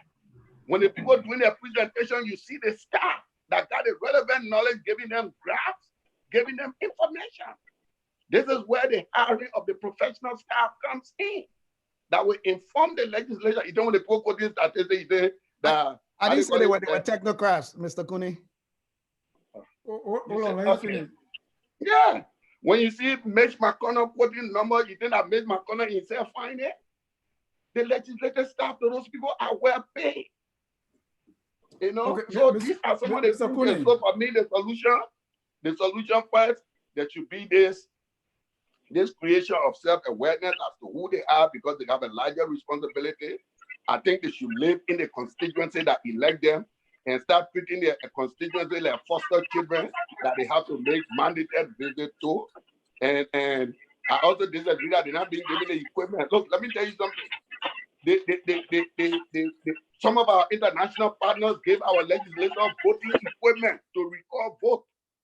Instead of going, hey, they gave them equipment to record a vote. Guess what? They set it aside. Who will maintain it? Who will install it and maintain it? Oh, the people who gave it to them should go and install it and maintain it? That's the government's job. That's why it's supposed to be a responsibility. You're not supposed to be a gift. Somebody bringing a random gift. I'm just reporting you that they don't have equipment. I'm giving you an instance where equipment was given them and they consciously set it aside. How is that sustainable? It's not sustainable. It's a gift. Somebody can give you one gift. So when it's spoiled, how you get a new one? But it didn't spoil. I'm saying they set it aside. Nobody was there to install the equipment and run it 24/7. No, you are speculating. You're speculating. And that's what you are speculating. Why they set it aside? It's a fact. So why did they set it aside? Why did they set it aside? Because they don't want to use it. They don't want their vote to be. So you they are don't want their vote to speculating. be recorded. You ask me a question. Let me answer it. They don't want their vote to be recorded. They don't want to be held accountable for their vote. So they Do you have evidence of that? That's why they set it aside? Because that's what the machine does. But that's why they set it aside. Do you have an evidence for that? That's what the machine does. The machine record votes. Hold on, Leo. All right, Mr. Cooney. Yeah. Mr. Cooney, my question to you is, you said the legislators, they lack self-awareness. First, tell me why. First, tell me why is that, and how someone who lacks self-awareness, how they got there? Won't you, will you mind giving us some prognosis about how they get there, the process? Do you have any recommendation on how people get elected to be legislators and how we can change that so we don't have people who lack self-awareness to be our representatives? Whenever the self-awareness is as to their legislative function, what they're supposed to be doing. How they get elected? Look, the system of electing our people is set by our constitution. And this is where I think political parties and other advocates need to, because it is our responsibility to educate voters. It is not a man who went get elected job to tell voters where I don't meet the qualifications, so don't elect me or this and that. That is where you find political parties. This is where you find interest groups, civil society organizations. This is where you find other civic leaders to educate our people to know the importance of their vote, so that when they're making these 6 years, 9 years decisions, they can know what that vote means. All right. Let's come to Mr. Ellis Chuchu Jones. Hello, Chuchu Jones. Another problem of the many problems people have been talking about with our legislative branch of government is the issue of brand envelopes. Some people say, where are you coming from with your brand envelope? Well, it exists. It's a problem. I'm sure you agree with me. How do we solve that problem and any other problem you may have identified? Well, I think Mr. C, Liberia is a serious issue in Liberia. And I think we trivialize it and we take it for joke. And then tomorrow, when that country inflamed into chaos, then we'll be praying in front of the churches and the mosques. Liberia has a serious problem. And I think serious people need to be involved. And serious people need to sit down and solve that problem for our children, our grandchildren. It's not a joke. People is being killed. I think you were just on your program, Mensa, the little child that was scorched in hot water. Every day reports are coming out of brutality. And, you know, I would hate to waste my time behind just going on media programs just for the sake of being there. I don't think at the stage where we are, we need serious solutions. The country needs to be reformed. That's the bottom line. Sitting down here and talking about one or two issues is not going to solve Liberia's problem, okay? Because the whole structure from the fundamentals of the country, you have a constitution that says the only two requirements that somebody has to become a legislator, the most honorable decision-making body, is one, you got to live in a county or constituent for 1 year, and two, you got to be 25 or 30 years old. It's in our constitution. I can be a criminal, I can do whatever, so long I meet those two requirements and the people vote for me, it's fine. Then we worry now when we start having these problems in Liberia where we elect idiots, okay? People who basically, not just idiots, but criminals. Somebody like Bani Shemo, who's caught on camera for embezzlement, publicly, internationally. We call him a senator and call him honorable. And then we sit on television and on Facebook and we joke about these things while children in Liberia are dying from hunger, from all kinds of malnourishment, lack of education. We need to be serious. We need to be serious because that country is going to disintegrate just like Somalia. It's already happening. There are people who are dedicating their lives. This young man, Mr. Coney, talked about, let's have pressure groups. Let's have advocacy. When the advocacy and the pressure groups come out, right, to start to talk about some of the things that needs to be changed in our country, these are the same people who will say, no, let's go to election. The whole entire constitution is a trash. It will never produce anything because it was created for the dictatorial regime of Samuel Doe, people like Totman and Kings and all these people. And we sit here, we think that just going and changing one little law that will make that country. Look, there are lots of countries in Africa that has come from poverty. And today, these countries, the living standard in this country can be compared to Asia. One country is Botswana, Zambia, Rwanda. And we sit in Liberia, we sit on the television and the thing, all we want to talk about is, oh, this politics, oh, this political party. We don't have no political party in Liberia as far as I'm concerned. Because the purpose of a political party is to bring change. What change have we had in real change? Constitutional reform, real economic reform in Liberia since the inception. They see we just take one group of people, we move them, and everybody like, this is my time to come. So if we really want to talk about innovation, which I think is the topic today, okay, then we shouldn't be regurgitating the problem. We should not go to election. One solution, there should be no more election call in Liberia unless there is complete constitutional reform in Liberia. There's a complete restructure of the election commissioner. If we have to boycott all the elections, so be it. Those are the kinds of revolution we need to bring change. So those are the things we're calling for. We want complete. That's really loaded and draconian in the first thing. But anyway, but no revolution can come. What are you?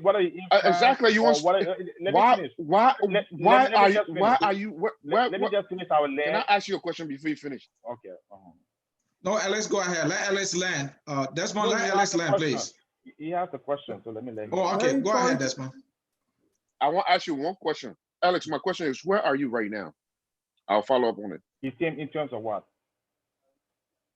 Where are you sitting right now? Where are you?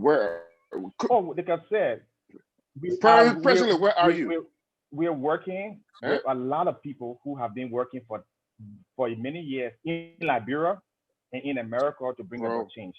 One person who have really taken the initiative. My question is, where are you? In terms of what? Now I don't get it. What's the significance? I know you have a network. No, yeah, are you in America or anywhere else? You're in America, right?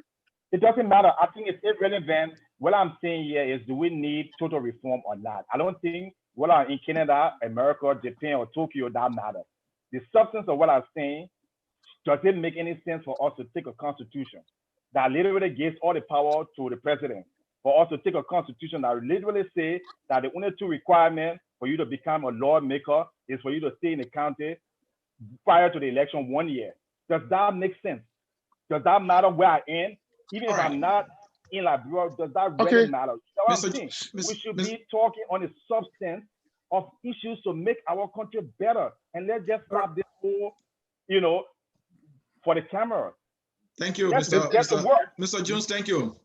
Thank you. Your point well made right there. We should talk about substance. Let me come to you, Desmond. You are asking Mr. Jones' question. I don't know what the essence of your question. My point here is this, right? I would say this, and I say it all the time, right? Every time, the difference between what Alex is saying and myself right now is this. It's just plain cut simple. Alex wants to throw the baby out with the bathwater, right? I just want to take the baby from the bathwater and throw the water outside. I want to work within the confines of what we have right now to structure these things. It's quite simple. The lawmakers have, right now, the law said 20 or 25-year-old and live in a district for a year. You read an amendment. Say you add to that amendment, what will add on it? Criminal. But isn't that what we've been doing? Let me man. Desmond, I got a question for you, Desmond. Just to that point. Go ahead. You people, we keep making recommendations to keep amending a constitution that is fundamentally was written for about 20% of the entire population originally. When the Liberian Constitution was being written, let me just go back. When was it written? Say that? 1847, and it was no, the Constitution wasn't written 1847. When was it written? It was written 1985. No, it was revised. The Constitution was revised in 1985. How was the Constitution written? It was revised. It was not written. It was written. Okay, continue. Let Desmond make a point, and then you can come in. No, I was making a point. He said it wasn't written 1847, and the reason why I stopped. And it was written. The Constitution was originally written 1847. It was revised in 1985 when the PRC came in power and took over because of things they wanted to actually change. So I keep saying, when the Constitution was written, I disagree. Leo. Okay, you can correct me. Sorry. It was drafted 1983 and revised 1985. Sorry, 1985. So, but the Constitution, original Liberian Constitution, was written 1847. But we're not on that. We're not on that. No, I'm coming. Is that true? That's true. And the Constitution that was drafted in 1983, was it based on the 1847 Constitution? The 1847 Constitution was abolished. No, but the Constitution that was written at that thing, was it based on, it was abolished? But why was it abolished? I don't know. Because it was irrelevant. It was so the Constitution that was written in 1983, it said a brand new Constitution void of anything in the 1847 Constitution. I'm not saying that. I got both of them before me, and most of the things inside are very similar. I got both of them right here. Oh man, you don't argue like that. So no, listen up. You guys are saying 98. No. Mr. Cooney, let me make my point. Mr. Cooney, let me make my point. I've read both constitutions, and both constitutions, basically, they changed all of the things that were considered draconian in the 1847 Constitution. I agree. It was revised. Okay, go ahead. Come in, Again, I just want you to tell me, if a brand new constitution based on nothing about 1847 Constitution was written in 1983, then I will submit. But let me make it was not brand new. It was based on that. Exactly. It was based on that. So let me make my point. My point here is when President Doe took over the drafting of the Constitution in 1983, we all knew it was clearly as a result of the PRC government trying to make sure they legalize more. You people say it all the time. That's why the 1983 Constitution started barring people who were out of the country from coming back in the country to even run. That was the reason why the 1983 Constitution looks the way it is today. So I am saying that Constitution is flawed, and we cannot keep tinkering on the edges and changing one or two things here. Our Constitution needs to be. Then you got to introduce a revolution. No revolution. Mr. Cooney, you've been tinkering on the edges since when? And we've been playing with our future till some of us are about to turn old people without knowing who we are, without even knowing anything about our own country, because those who know the history of our country have refused to put it out there for us. Thank you. Can I make a point? Y'all keep in mind, this is my time. Y'all keep in mind, this is my time to go. And Desmond, you are bringing this thing here to a point where, going back and forth. You have your time to make your point, let's go around. If your turn, you make your point, the other person can come. So Desmond, you go. Okay, so I would say this, right?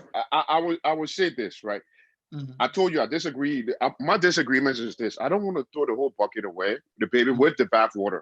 I want to take the baby from the bathwater and throw the water away, right? So I think the fundamental difference we're having here, some people want to just throw the whole baby in the bathwater outside and then start from scratch. I think that's fine. What format do they have to work on these things? You just say you write a whole new. Maybe that's a question you should have asked. We can answer the question. Not just to me. Can Desmond make a point and you guys can come in? Please. If I just said it, then I just asked the question clearly, right? So well, you I just said it. Making a statement. What question do they have? It's not a question. It's a statement. Can Desmond land, and then we'll go around, please. All right. So bottom line here is this. I believe when it comes to the legislature, I will address the point of the legislature. When it comes to the legislature, there are a lot of issues with the legislature. I said it before. One easy fix is this: creating a method or manner in which you can hire prevalent, serious technocrats to do these jobs, right? I'll give you a typical example. When this lady accused, Brett Kavanaugh for sexual harassment, right? When he was offered to be a Supreme Court judge, what did the Republican Senate do? They hired a lady lawyer to ask this lady the questions because they're all men, and they're all men that couldn't address that kind of subject without being chauvinistic about it. So what did they hire? A woman. So if you take a body and hire professional people to do these professional jobs, we'll have less. Because you cannot have, you can't solve no problem. You have less problems that you have. So can he just land? Gentlemen, stop this. Can he just land? Yeah, so go ahead. No, Mr. Jones, you're not a host. You shouldn't be asking questions. Let the man land. Exactly. Yeah. But the man will ask me a question and I answer his question politely. So why can't he answer my question? I listen to your question, sir. Okay, my question to you: if you're going to hire professional, competent people to advise the idiot, then why don't you just elect the professional, competent people? That's the basis of politics. That's the nature and the basis of Other politics. countries are No, developed. not even other countries. Not other Okay. countries. Not Show other me countries. one Trump, country. Donald Trump is our president. Donald Trump is the president of educated. Wait, now, Alex, let me answer the question. All right, gentlemen, let's just go I around. gotta come in because if I don't come in, Your question, it will make the whole thing chaotic, please. People are listening to us and they need to be able to follow, but too much back and forth not necessary. I'm sure the man is this. It's America. Donald Trump is the president of America. The people we elect who they feel they want to elect. If you have technocrats, you keep your government moving. Thank you. Can I come in? Yeah, let's go to Mr. Kuni. You know, if I hear what I'm hearing correctly from my two younger brothers on this show, it's part of the problem that we have. That there is a certain elite that knows it all, and their solution should be the solution. Our constitution is created in a way that the power resides in the people. The people elect whoever they want to elect. That's the law. Now they're saying the constitution is irrelevant. The entire thing needs to be thrown away. From my little experience, the way an entire constitution can be thrown away, except the entire system of governance collapses. Then we throw away, we start doing a new one. You know, there is this thinking that has emerged lately. There's this thinking that has emerged lately, which is very dangerous. That given the current political situation, or maybe our most recent political situation, Liberia is approaching a doomsday scenario. So everything we do, we have to be very drastic and radical. We don't even want to give ourselves even the price on the back. The democracy we're talking about, it's just been 12 years old in our country. From 1847 to 2005, there was no democracy in Liberia. Our democracy is a brand new democracy. It's not true. Have to give it. That's not true. We have to. Okay. Well, I got a question for Mr. Kuni. I got a question for you. Our democracy. Leo, no question. No, Mr. Jai. It's a simple one. When in 1983, when they changed the constitution, did the whole governance system collapse? When they decided there was a military coup. Military coup. Please give me a chance. I'm just asking you, did the whole country collapse? There was a military coup. Yeah, but that's not my question. I'm not asking if there was a coup or not. Did the whole country collapse as a result of changing the constitution? Listen. The government collapsed. In 1980, right? It was in 1980? It was in 1980? Exactly, but the constitution, according to the data, was written in 1983, 3 years later. No, when the coup took over, they suspended the 1847 constitution. Exactly. And PRC had a ruling governing council in place. Did it collapse? That's why I'm asking. Right. It didn't collapse. You people making a lot to say to replace our constitution. The whole country has to collapse. We will not be the first country that has changed its constitution. I can name you many countries that have. Complete change. The 1983 constitution was because of the 1980 coup. Without the 1980 coup, you will not have a new constitution. But Liberia is not the only country. I can name you countries that have changed their constitution. Let me make my point. I muted Leo. Let me make my point. I submit to you our democracy, that democracy where ordinary Liberians for the first time are electing whoever they like, start from 2005. So the democracy is brand new, and we are impatient to let it work. So we are pushing for all these radical theories. The way you change laws in a democracy is through amendments. We don't want to put in the time for amendment.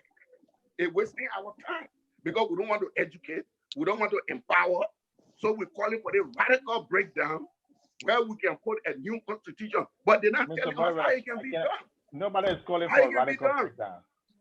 So how do we have a who will put in the new constitution? All right. Thank you, gentlemen. Thank you. I mean, this is very, very interesting. This tells us that we have to keep this thing going. So don't worry. We're going to stop here tonight, but we're going to continue the series. Let me read you some comments from YouTube. This one comes from Mr. Jerome Verdier again. He said, must be security, accountability and justice, security and opportunity must be the basis for governance if we are to make progress or develop progressiveness. As Xavier said, this edition is interesting. Ego, ego, ego. Jerome had a chance to engage all of these. What happened? Jerome Varia replied, Jerome, he produced recommendations and they went back and forth for a little bit. Joshua Patakoli said, Mr. Finlay is on point. Mind you see, the poverty reduction plan was not designed for wealth creation. It was designed for reducing poverty on an incremental basis. Take a man from owning 1 bottle of palm oil to 2 or 3 bottles. Joshua again says, good blueprints for governance, Mr. Verdia. Also uphold the tenets of integrity, be incorruptible, and possess zero tolerance towards malversation of any kind and any form of abuse of power. So Joshua concludes, to Mr. Wilmer Cooney, a simple referendum can be held to decide whether to make changes to the existing constitution or whether to completely draft a new constitution. We don't need a coup or revolution. Back to you, Mr. CA. Mr. Ja, thank you, gentlemen. We are about hitting 2 hours. We got to shut it down. We will contact you again. We will continue on with the other segment. I think the legislative branch and executive branch alone, we cover a lot. We will come back again to look at the judiciary branch of government and other things like political parties. I think you will be more than willing to join us. We can go more than 2 hours. So what we're going to do here is that, I mean, maybe asking questions each other is bringing the noise. So we will avoid that. And I will charge my man Finlay for doing that. He started asking questions where you live, and you know. So I apologize. I apologize for that. Yeah. So, gentlemen, let's conclude. And to conclude, let's start with Desmond. Desmond, we talk about the legislative branch of government. We talk about the executive branch of government. Wrap it up. What was your core point on the legislative and also the executive, so we can close? My core point remains the same. The level of impunity that exists in Liberia is a fundamental problem. It exists from market women all the way up to presidents. People walk around with a sense of the air of owning things that aren't theirs, and there's nothing you can say or do about it. Until we start to address these things, Liberia will be where they are. And that's my parting words for today. Thank you so much. Let's come to you, Mr. Cooney. Well, as I indicated, as I tried to point out throughout the night, the fundamental problem we face in our country is the governance structure that centralizes power in Monrovia and deprive our people in their regions and the various counties the opportunity of self-governance. I think we need to decentralize governance in our country. And as it relates to the legislature, I think there are other changes that can be made, but part of it, the legislature will have to be aware of its own function as the first branch of government. And the final point I want to make tonight is that, look, our system of governance may be imperfect, the constitution may be imperfect, but we have to take gradual steps to improve our democracy. Democracy has only been true democracy has only been in Liberia for the past 12 years. And I think we need to give the Liberian people some credit on that, keeping the democracy alive. Changes are possible. We can go by route of constitutional amendment. We can do propositions to write laws that we think that are not right. But like my brother said here, we can't throw the baby, I don't know, if put the baby with hot water, we can't destroy everything and try to rebuild. Anytime we try to rebuild, we've set ourselves backward. We need to improve on what we have through gradual advocacy for laws that don't make sense to us. And this is where I think political parties, this is where we come in on this platform to educate our people. This is where pressure groups, this is where civil society groups all need to come in for them to look at the laws and say, you know what, is this aspect of the law working? If it is not working, let us empower people so that the people can advocate for the change of the laws. I don't see a scenario under which a new constitution can be written when you have a current legislature in place, to say, set this thing down. The first thing was the mechanism. How are you going to get it done? How are you going to get it done? So that's the point I'm making. All right, Leo. First of all, let me thank all of the panelists and thank you, Mr. Jai and Anthony, for a beautiful show tonight. I'm happy that we all accept that change is the way to go, even though how is where we all have gotten stuck. But let me just remind people, when we use these terms like democracy, what do they really mean? And democracy is contextual everywhere. I live right in Canada, which is bordering the United States. In Canada, the democracy here is Westminster, which means the Queen of England is actually the head of our government. The Queen of England has the power to suspend our parliament. Elected representatives of the people can be suspended by the Queen of England. People used to say it was ceremonial. I've been in Canada 2 times. The Queen has suspended parliament, sent all of them home for the government to take a certain decision. If you go to Africa today and take one Nana Yao in Ghana, or you go to Liberia and take one Oma and make her the supreme ruler of the country and say she has power over the president, I'm pretty sure Western nations will say that's not democracy. But in Canada, they call it democracy, and it is democracy. So I want us to think, when we start to use these big terms that have been given us by Western countries and say democracy, it has to be contextual. And what we haven't done in Liberia, we have never been able to contextualize what democracy means for us, because Liberia did not exist in a vacuum. There were people there, there were cultures there before we brought in this Western system. I will close by saying this to everybody. We cannot continue from where we stopped, because we took 20 years to destroy what we had. We took 20 years to destroy our civilization. We took 20 years to destroy the very foundations that were upholding the things we had in place. Now that we've come back from this war, we are living in a different era. Even our generation is living in a different times. We cannot expect that the things that we had in place of building a certain foundation will still survive without those foundations being in place. So there is need for a drastic fundamental change. They say bad soul requires bad medicine. You cannot take small medicine to put it on a bad soul. So in my opinion, nobody's calling for a revolution. We are calling for bold new ideas that can take us to a new place that is contextual to the Republic of Liberia, including 100% of its citizens and not 20% of its citizens. And Mr. Leo, it looked like you read my blog post 2008 called Customizing Our Democracy. All right. I wrote that. Check my blog, dennisjar.blogspot.com, and you're going to read that. Customizing Our Democracy. I'm glad you're inside. At least Leo took revolution off the table. Good. Don't talk about revolution. No, Mr. Ellis Jones. I think when people hear the word revolution, they get scared. And that's exactly what's going to happen in Liberia, one way or another. The changes that we need in Liberia is not going to come from corrupt government officials and legislators. People who bribe to get a way into power are not going to change and create the kind of laws that you're advocating, check and balances. The problem in Liberia is the government. But I mean, the 3 branches of government has been a problem. So that we can't rely on those 3 branches to bring the solution. So we want a revolution in Liberia. We want a socio-economic.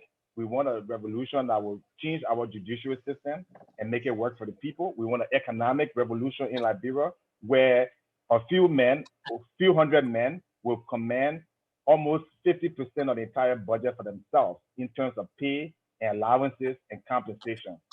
All my brothers here are talking about graduate.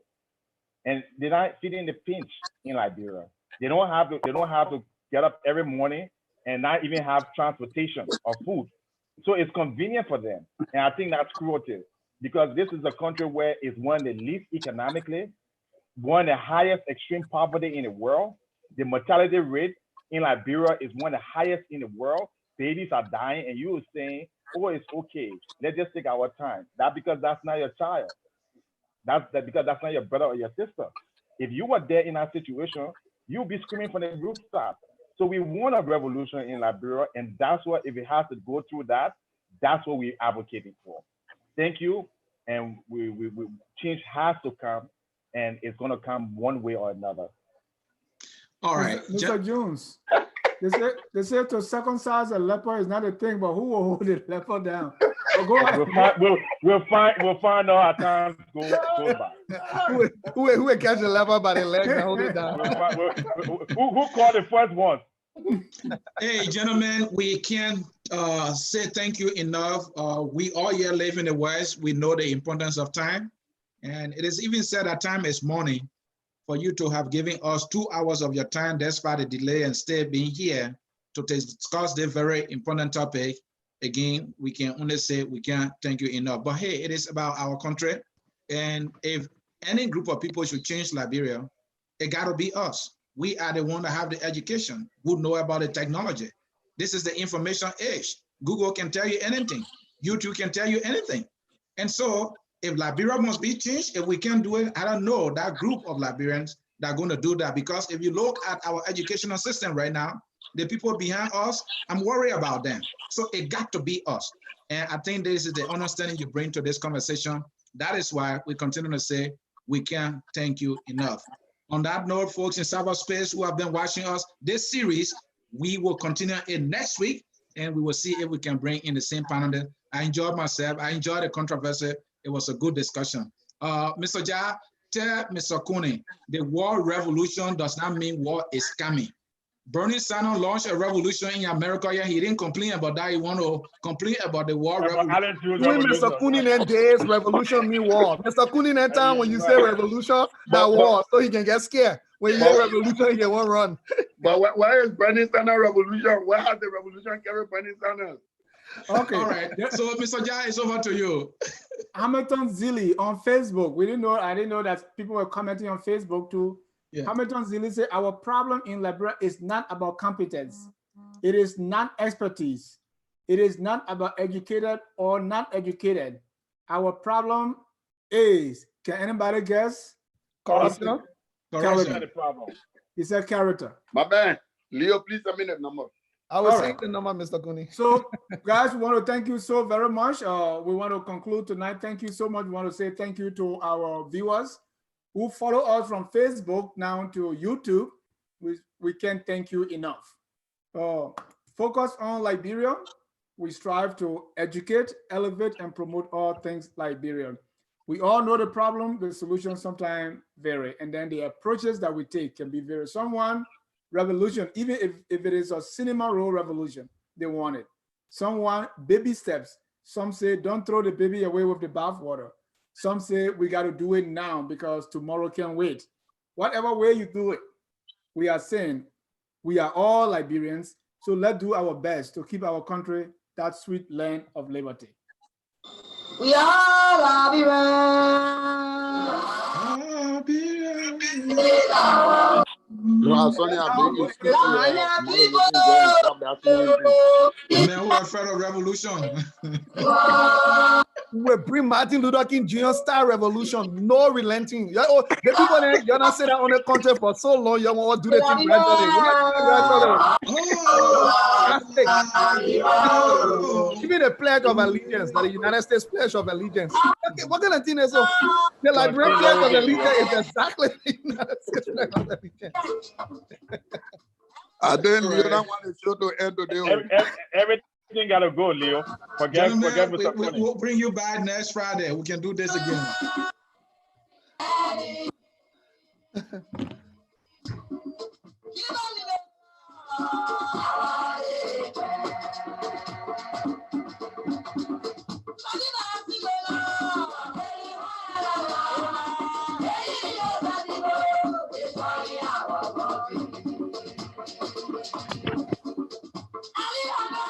So, yeah, where's the drum?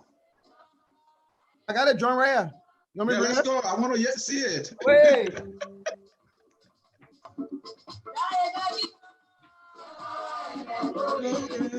All right, yeah, don't worry.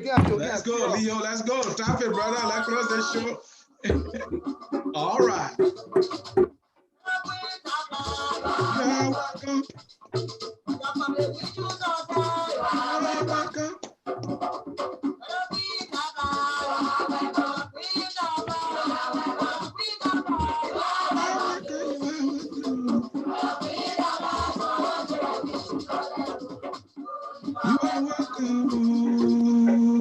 All right, gentlemen, that will do it. Bye-bye.